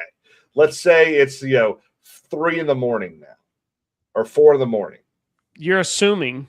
I am. I'm absolutely assuming, because it doesn't make sense that it's been 3 days. You're assuming they're doing this perspective approach, right? So from Rhaenyra's perspective. Yeah, that's what I think they're doing. I think they're doing. We're seeing. So for like Aegon, it's been like 4 hours. Right. For Ormond, it's been 3 hours. That's very confusing to follow. It's extremely confusing. On It's bad editing. Anyway, it's bad editing. So she sneaks into the bedroom and literally looks at Joffrey. And then that's it. Yeah, literally it. Another 5-second scene. So now we get the dead marshes for Gawain Hightower, who genuinely looks like he knows all hell is coming. My end is here. Now he's already supposed to be dead, but yeah, I'll ignore it. Not yet. Is this, and then we get the conversation. No, we don't either. See, again, now we get more people climbing up to, which I thought this was Hugh for a second. I did too. Did you? I'm very happy to hear that. I did too. I thought this was Hugh for a second. I thought, what? Well, so I first saw the Godwoods tree, and I thought, where is there a Godwoods tree that Hugh would be at? Right. I don't think there would be one at Tumbleton. And then I thought, why is he not on his dragon? But yeah, no, these are just 4 randoms that have decided to climb up the wall of Harrenhal. And honestly, they want the bounty on Aemon. Yeah, they want to become kings of Harrenhal, kings of the Riverlands. Yeah, and the bounty that will come with killing Aemon, which ends up kind of poorly, wouldn't you say? Yes, I thought this was a pretty cool scene. So they all die. Yeah, Aemon comes out and shows his skill as a swordsman.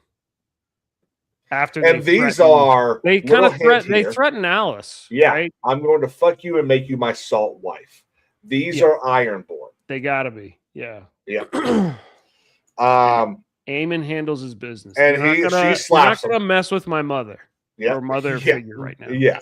She slaps them and he's getting ready to kill, and she just comes out and just starts killing the shit out of him. I'm not gonna play the whole thing because the stream will get completely taken down. But yeah, just kills every single one. Does not really struggle for 1 second. Except for this guy. But he is kind of wounded, so I get it. Yeah, very brutal. He was angry again, sticking up for his mom or whatever. And then that's it.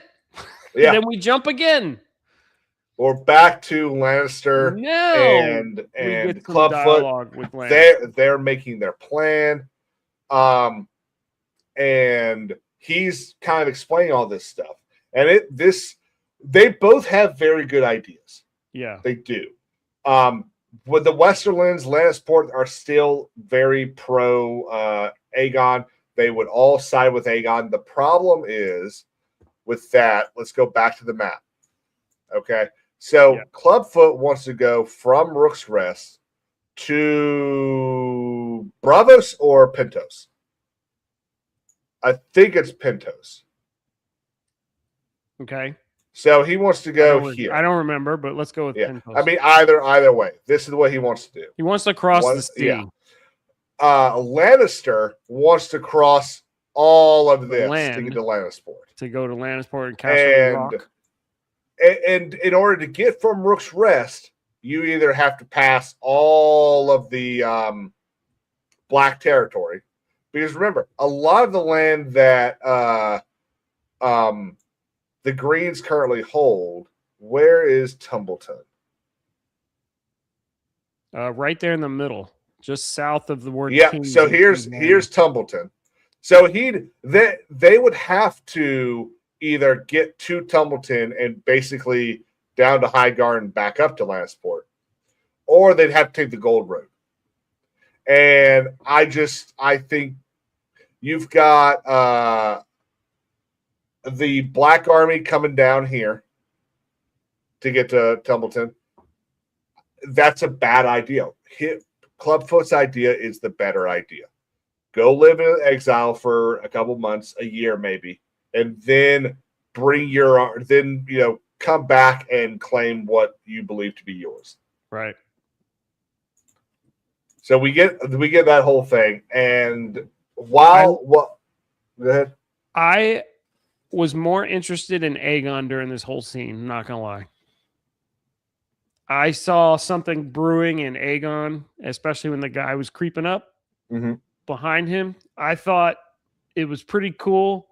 Aegon finally stepped up and kind of manned up. Like I said, this has been brewing for a while. He's had enough, and then here we go. So Aegon's sitting off to the side. He's not even in this conversation about what's the next move. These two are plotting and planning the next move for him. He's not even adding any input. So this whole thing, part of the failure of this season, because of the short season, all that stuff, is they have less stuff to play with. All of this should have happened 2 weeks ago. Yeah. When they first got to Rook's Rest. Maybe you end that first Rook's Rest episode with the kiss, and then you give us the rest of it in the next episode. But they have cut up the Aegon story so much that you're getting 2 minutes here, 3 minutes here, when it should have been like 9 minutes and 15 minutes. Yeah. Definitely a lot of jumping around, slicing and dicing. But let's move ahead to where this is a key moment for Aegon. And I loved this. So the guy that's in charge is like the boot that was kissed belongs to this guy, right? Yeah. Mm-hmm. There's something about these people. So he finds Aegon's crown. The crown. And then says, Gregor, is it? How do you not know that it was King Aegon? Clearly an idiot. Oh, he's dumb as shit. And Aegon immediately becomes worthy of the name. Yeah. And he just kills him. I don't even know how he did it. Do you think he used the dragon scale? Oh. He didn't he either used that, or I think he might have had like a tiny little. I know he was always carrying around the dragon scale. That's why. Do we see? He always had a piece of the scale from his dragon, but it looks like he's got a There's handle. His hand. Once the thing goes away. Looks like he's holding. Yeah, because you can see the cross guard right here. Yeah, he's just knifing him. Dragon scale. Now, ruler, another missed opportunity. And this is another thing that I know. Aegon's supposed to do something really cool in the next episode, and it should have happened here. He should have killed him. You've got Lannister, and you'll see it in just a sec. I love the line, "You may call me your grace." That was awesome. And they're just like, great. Now we have to kill everybody.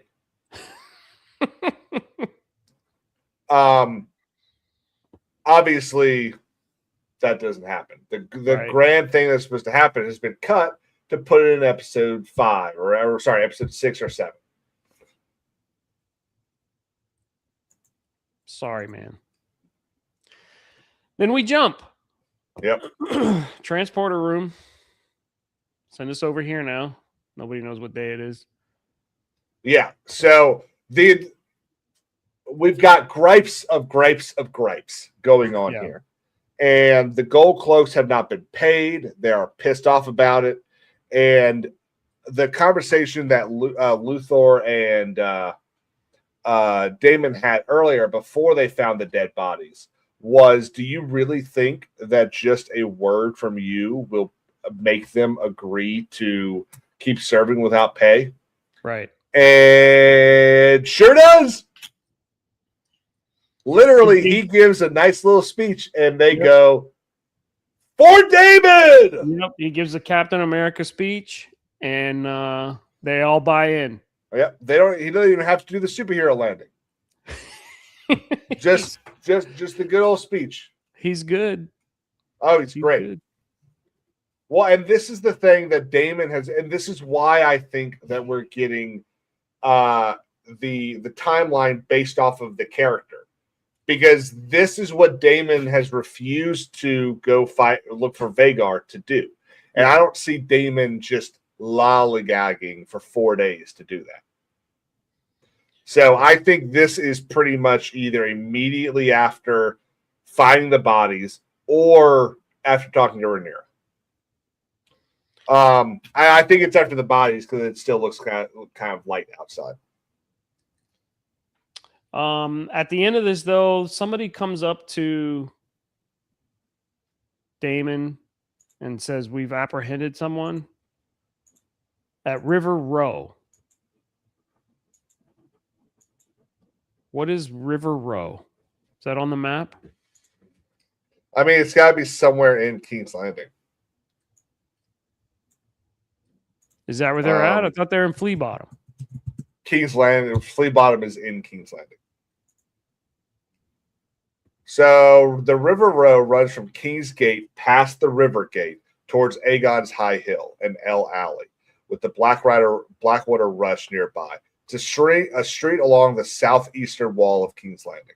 Is Flea Bottom just like downtown? Yeah, Flea Bottom is the poor area of King's Landing. King's Landing, okay. So this should be Aegon's Hill. Red Keep. So here's the Red Keep, and this is Flea Bottom. Okay. So this should be where, actually, it might be this 18. Yeah. So here's River's Gate. River's Row is right here. Okay. Right. And then he responds to that by saying, "Well, then he'll be the first to be repaid," or something like that. He will be the first to be repaid. And they're getting ready to go torture the shit out of somebody. Yeah. And they do. And then, but we have to watch something else first. So we get the realization from Kristen Cole's men. And I think this has been a very big failure of the season so far. Whose name have I struggled with the most this entire episode? Whose name? Yeah, every single time I go to say, and this guy, and I keep saying other people. Oh, I was going to say Helena. You can't. No, I can't. I keep forgetting what this guy's name is. Kristen Cole? Yeah, I keep forgetting Cole. I keep wanting to say Corliss or yeah. And so I kind of Dornish, isn't he? Do what? He's kind of Dornish, isn't he? Isn't he like? No. But what I'm saying is like there's been so little of Cole. Oh yeah. That useless this season. I'm putting other people's names over his name. Yeah.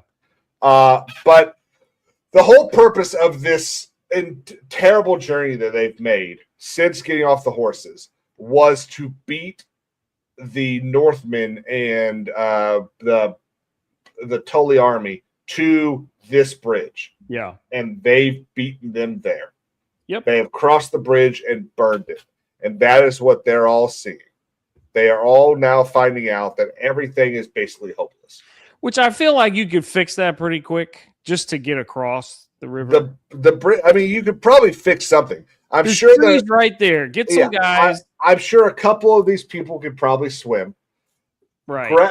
At least do a rope bridge. You're all are on foot. There's no horses anymore. Exactly. I cannot imagine. Now maybe now what road or river is this? This is, I mean, I don't think we're far enough up that it's still the Blackwater Rush.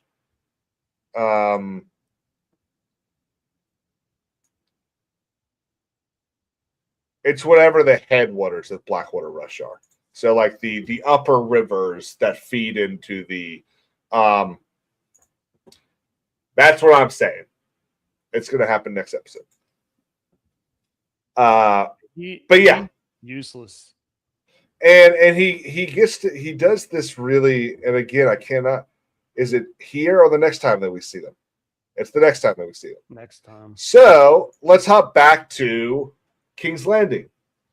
And I know it sounds like we're trying to speed this up. I'm not trying to speed it up. It's just the fact that there's so many of these little cuts they do that there's nothing to talk about. So Damon is torturing this guy. Damon and Luthor are torturing this guy. And they do end up getting some information out of it. Yeah, what is it that he told him?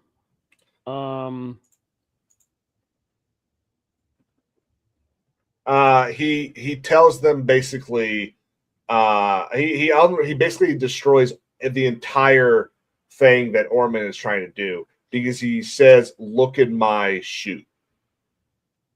And that's after Damon took a pair of pliers and Ivan. That was so gross. Uh-huh. Yeah. There was a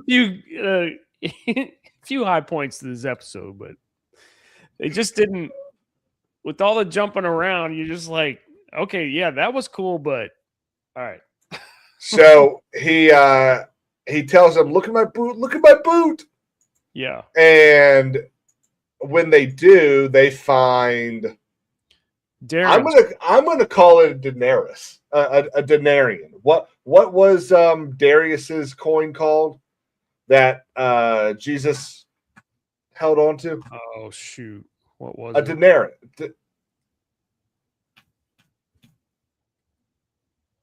I don't know. Hand me a keep talking. I'll find it.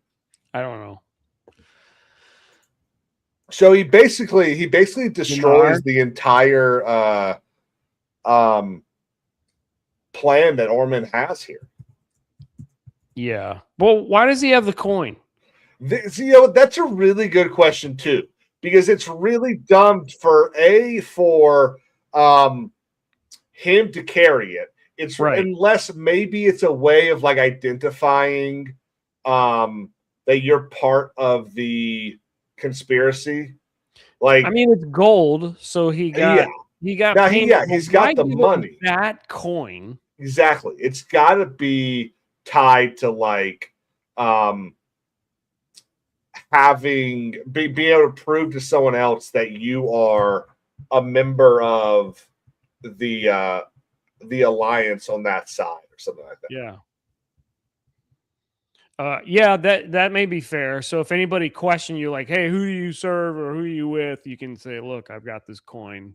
Yeah, you know, a little marker or something identifying where your loyalties lie. But it kind of reminds me of like the story of the early Christians that would write half of the fish, and then the other one would do the other. They wanted to talk. Yep. But that's, I mean, it's an interesting comparison. But yeah, so the entire plan is now unraveled. Everyone knows about the plan now. Yeah, I like. But not for long because we're gonna jump again. And then we go back to CC. Back to what did shit call him? Brooding medieval emo. That's what Kristen Cole is here. He's a brooding medieval emo man now. Oh, what did he call Kristen Cole? I thought you meant what did he call a coin? Oh, No. Dinar, yeah, that sounds about right. But yeah, so he's basically saying, so Freddie Fox, Gawain, is like, look, we need to abandon this. Okay, this isn't going to work. We tried. We're not going to make it. We need to go to Templeton now. We need to just ignore trying to stop the Black's army and just get to Templeton. And Kristen Cole, who's in charge here, is just like, sorry, man. Nope, that's not what I'm doing. yeah, because we're gonna go die. I'm ready to die. And Yeah. it's like, what? First off, Hand of the King, Lord Commander of the Kingsguard. Like, not a single one of his roles has been correct in the last season. So he's decided he gonna go die. But that's dumb. Is that in the book? I don't remember. The depression, no. The end result, yes. Okay, I get that, but man, this whole we're just gonna go and I'm gonna die. And then the no soldier cockiness says that. Yeah, the cockiness of I think it's right here. You know, I will not return spurned, rejected. Here. We're going to actually listen to this because this is how dumb this shit is. Realm's greatest warrior. He says he's the realm's greatest warrior. And I will die as such. Yeah. Like, Stupid. what are we I didn't doing? like that. But, you know, This according is to gonna you, be this was the fun. best episode since season 1. No. Well, okay. Yeah, that is what I said. I Taking it really back? no, I'm not. I really enjoyed the episode. I had a lot of fun. You watched on your phone. If you watch it on like I'm not. big screen, I don't really think how you watch a show like this affects how you think it is. oh, I disagree. Do you? I mean, that's fine. I disagree. But If so you here's got a the theater system set up and you get the right sounds. And I the don't what's happening really agree behind you. with that statement. And I remember. Do you remember when HD was first coming out, and people were like, "Oh, dude, you gotta get HD, dude. The football game looks so much better in HD." Yes. And I always said the same thing, dude. I don't need to see Steve Spurrier's pores. I don't care. Just show me the pass. Now it is a little bit better. It is. It's a lot better. But I just think that how you watch something like this doesn't necessarily make the episode itself better. It might make your experience better. Dude. But I don't think it makes the episode better. If I'm watching a Night of the Seven Kingdoms and Baylor comes out and says, I will take Sir Duncan's side. If I'm watching that on my phone with the tiny little speaker, I'm going to be so disappointed. Hey, buddy, the speaker on this thing is pretty good. This is a brand new phone. The speaker's pretty good. Dude, when I watch the television at work, I had to put this thing on like 2 or 3 because it's too loud if I crank it up. Man. Yeah. Thank you, Breezy. See, Breezy and Iron. Yeah, I watch on a 65-inch OLED TV with surround sound. It definitely makes a difference. I mean, totally cool. I normally watch on a 65-inch OLED screen, but I just didn't do it today. Okay. And Sean's right. He's been in 2 queens while being a Kingsguard. He's damn near narcissistic. He's very salty. He's out in the woods and not back in the Red Keep hooking up with the queen. Yeah. You think I wonder if he would have tried to hook up with Rhaenyra one last time. Why not? I mean, you're gonna get the same result. Damon's gonna kill you whether you try or not. So now we get Daemon coming to Rhaenyra, showing the coin, and then telling her and Alan, because remember, Alan is playing the whole Hand of the Queen right now. All of that stuff. No. Damon wasn't actually trying to kill him.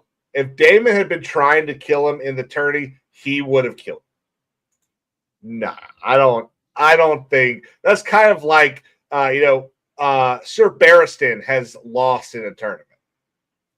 Doesn't mean that guy was better than Sir Barristan the Bull. So Damon tells Rhaenyra all of the plan, and Rhaenyra's kind of left to go, well, what does that mean? What do you think? Say that one more time. I was So- trying to argue the Damon not being as good as Kristen Cole, but I can't. Damon is better than Kristen Cole. I was trying to think back, like, is there something? There's one instance where Kristen Cole wins. Kristen Cole beats Damon in the tourney. Yeah, at the very beginning. But Damon was not treating this like an actual fight. Right. So Damon without the dragon is way. don't even. No. The stepstones, man. So Damon tells Rhaenyra all that he's learned from the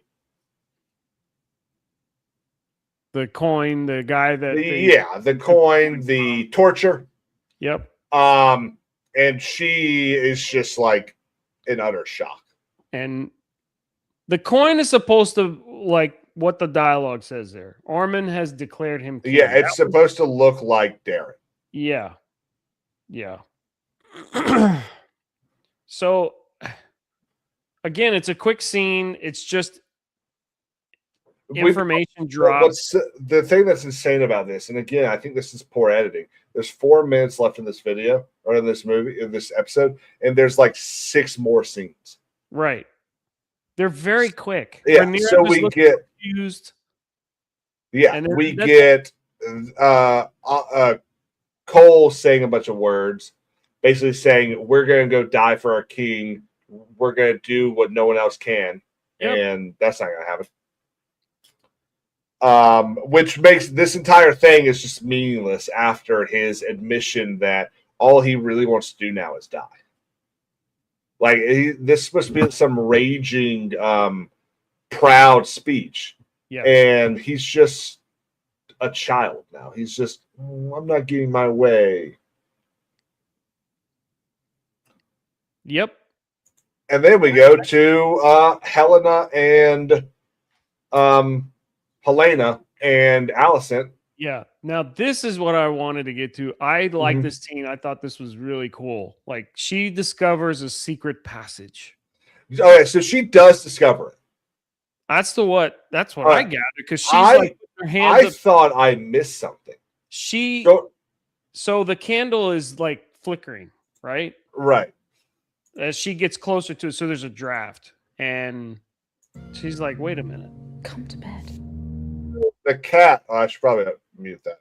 So the cat is like pawing at the thing. Yes. To what she goes, huh? And then sees the flame kind of move because of the opening, and that's how she discovers it. And which is cool, but then we have to jump. Jump again. So they open the door. Back jump back to Kristen Cole. What's Cole saying this one? I forget.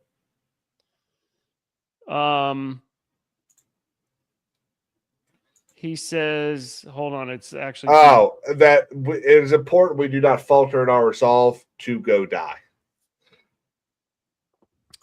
Sean, I'm hoping you mean because of the constant jumping. But then he says, and the Smith. Yeah, he's doing the whole like for the 7 thing. Right. But he says, let the Smith bless us with his strength. And they immediately jump again. Yeah, while that voiceover is going to Matt Smith. Yep. Finding. You see did they do that on purpose? Well, the whole thing, the whole last minute and a half of this is jumping between Cole and his voiceover to Damon finding something. I know, but did they say Smith on purpose because of the actor's name? Oh, no, I don't think so.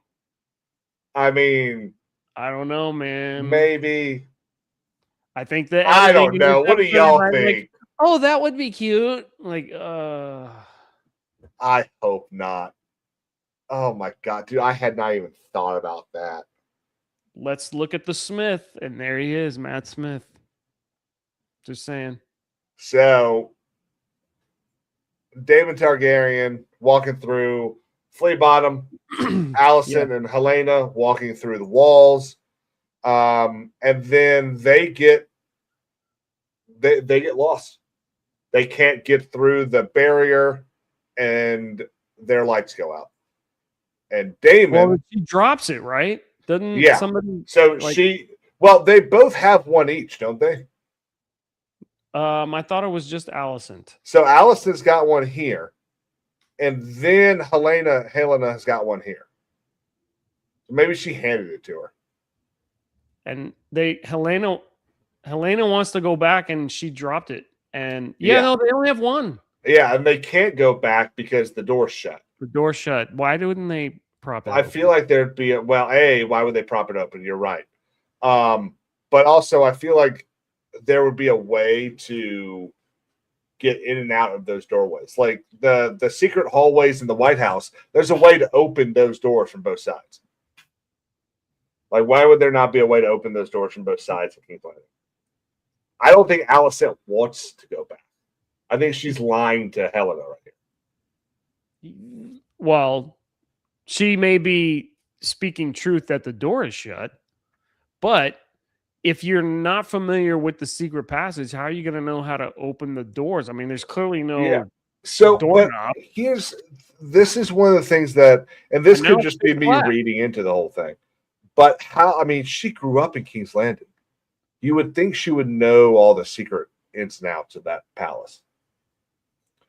Freaking, what's her name?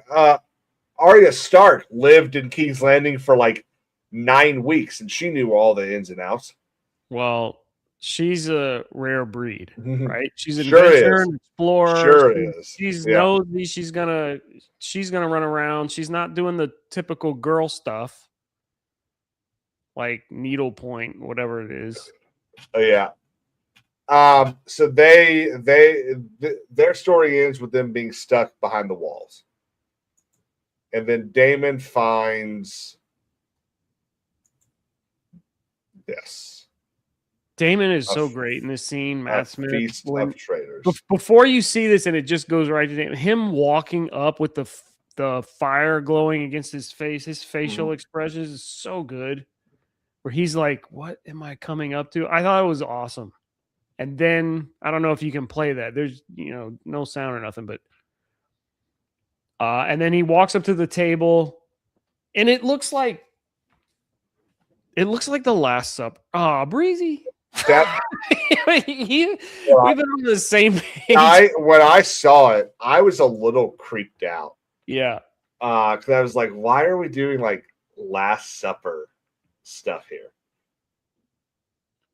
Like, these are two very different types of people. Jesus and the disciples, and the people that were totally fine with like beating the shit out of people and beating the shit out of poor people. And it says, what's the graffiti? The tagging? It says, a feast of traitors. Traitors. A feast. A for feast traitors? of for traitors. Yeah. And then the end. Yeah, that's how it ends. So there was a few high points of the episode, but a lot of low. And so, I'm telling you, the jumping around. I absolutely agree with you. That really frustrated me because it's like, come on! Like now the Kristen Cole stuff, boring. So one thing I will say, this show works, and especially this episode works so much better when you are not pausing it on every scene. Yeah. When you just watch the episode, it is much better than how we just. Sure.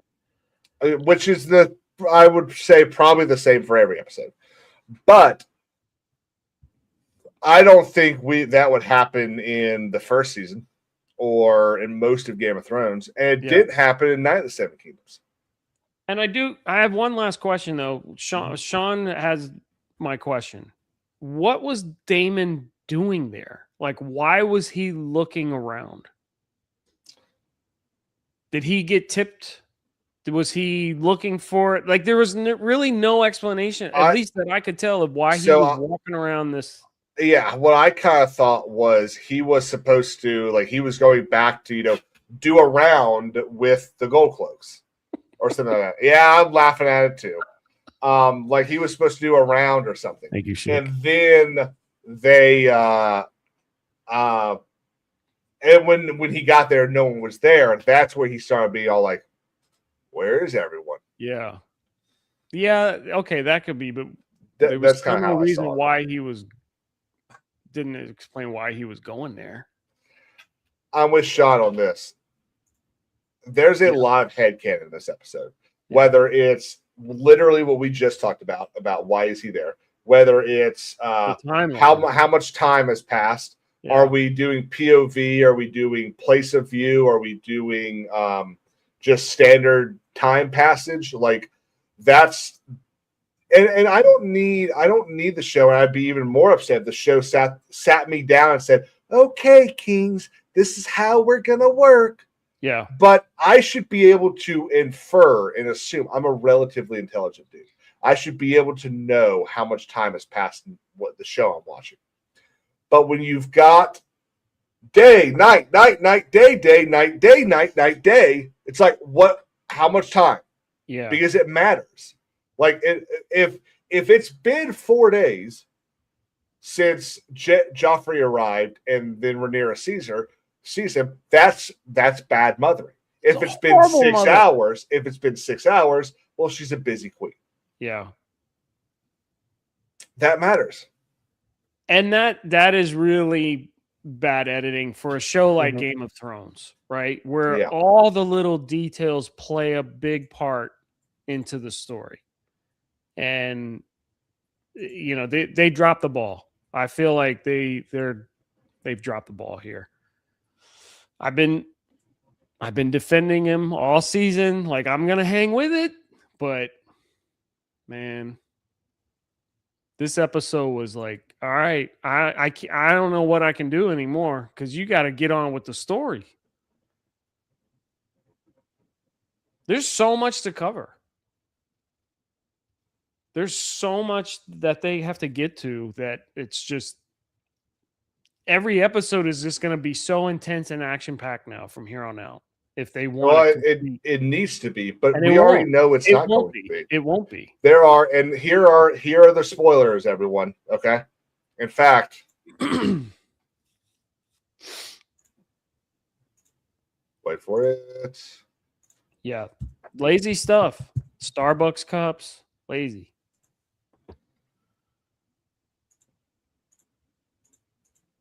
What am I waiting for? I don't know. We're waiting for something. There we go. Oh. Look at that. So, spoilers. Here's what has to happen. Rook's Rest is the next episode. No, sorry. Butcher's Ball. Butcher's Ball is the next episode. It has to be. Okay? Then you have to have a cooldown episode because they're just going to. Yeah. Then we're going to get Tumbleton. Right? Tumbleton is either episode 7 or it's episode 8. Next season has to start with the death of Rhaenyra and the fall of King's Landing. All right? Or it's either death of Rhaenyra and fall of King's Landing or fall of Dragonstone. Okay? Then Rhaenyra sails away and dies at Dragonstone. They got to do one of those two things. But Rhaenyra needs to die early next season. Because we still have, and I've got this really awesome, we've got the Fall of Dragonstone, the Battle above the God's Eye, the Riot of King's Landing, which is synonymous with the storming of the Dragon Pit, and Rhaenyra's death. Then, it's going to end. The final episode is going to be the Hour of the Wolf. It just has to be. Well, it has Stark to be. shows up, hands all the people, and leaves. That's got to be the last episode. And one thing they cannot do, and if they do this, they've royally screwed up. Mm-hmm. It's one thing to deviate from the books, which we know they have done, right? For the sake of whatever, money, time, whatever. They cannot deviate from other shows. In other words, Game of Thrones, you have Joffrey saying, right here is where Aegon killed Rhaenyra with this, and the dragon did this and that, and explained what happened. They cannot not do that in this show. Yeah, it's got. Yeah, it's so Sunfire's got to burn Rhaenyra Targaryen alive in the Sept of Baelor. And what else do we got? Shireen, who talked to her father. Oh, that's right. About the Dance of Dragons. Yeah. So what Shireen says. She has. I could easily see them ignoring Shireen, but sticking with what Joffrey says. She was. If memory serves, she was very detailed in what she explained to her father. I want to go back and look at it, but I'm just saying. So, Sean, I don't think they're going to end with the Regency. I think we get all of 10 minutes in the final episode that basically says, hey, there's going to be a Regency. Oh, this dude might be a very good regent or hand of the king, and that's Tormund Manderly. But other than that, the last serious thing to happen is going to be the Hour of the Wolf. Yep. Because we still need, and the White Worm are going to rule, and they're gonna run away to Winterfell together and start, having kids. And we still need the traitors to show up. Yeah. The two treasons still need to happen as well. So and there has to be. Listen, I know those of you who are in check with the books and the spoilers and all that. You know what's going on at the God's Eye. If they the God's Eye has to happen too. If they don't build that up, this show is worthless. So the God's Eye, I think. Let me see if I get my order right. Yeah. So I think the God's Eye is the second episode of next season, and then we go from what happens there to the deaths of Rhaenyra and a bunch of people there.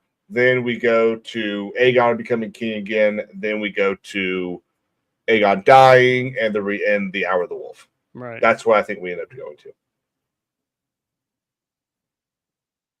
We'll see. If Rhaenyra dies in episode 4 or 5 of next season, that leaves 4 or 3 or 4 episodes to end the show. And I don't think that she has to die early next season. The timeline doesn't work any other way. So are they going to end this season with the Battle of God's Eye? No, they'll end this season with either episode 8 will either be Templeton or it'll be the wrap up from Templeton. So they'll either do Butcher's Ball, Templeton, and wrap up, or they'll do Butcher's Ball, calm episode, but Templeton. God's Eye has to happen before Rhaenyra dies. Yeah. So next season has to start with God's Eye, basically. It's gonna be brutal, man. It's gonna be brutal. Yep. All right. Oh. Can I go now? Yeah. Well, it's before 10. 2 hours, 45 minutes. Isn't it great that we started at 7? I swear I should post these text messages. I'm only gonna go an hour and a half, bro. I promise this time I mean it.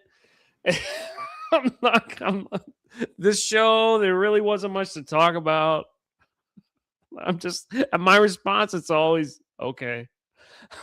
Yeah. Good for Lee texted me at 2:21. Good for tonight. Sure am. Time. Let's do 7. I don't think we'll go for 2.5+ hours, but I don't want to risk it. 2 hours, 45 minutes later. And at the point I texted you, you hadn't even watched it yet. Yeah. So you're real loyal, faithful. Yeah. But I will say we were on a pretty decent course until we had to kind of start going jump. Yeah. Like if they hadn't done 1,000 jumps, we probably could have wrapped it up at an hour 45. Probably right. Yeah. Well, dude, you're getting ready to go work on some electronics, aren't you? I think I am gonna go to the shop in a little bit. It may take me a bit to get set up. It'll be a little later, but I don't plan on going long, but we're gonna run through some stuff and give everyone an update on the bike. I think that's what I'm gonna do. Awesome. So, well, Bud, thank you so much for being here. Of course, man. Guys, Thanks for having me. Always, man. I love having you here. Guys, thank you all for being here. Thank you for enjoying, correcting, all that stuff. We love it. We had a blast. And we'll see you next week. Later.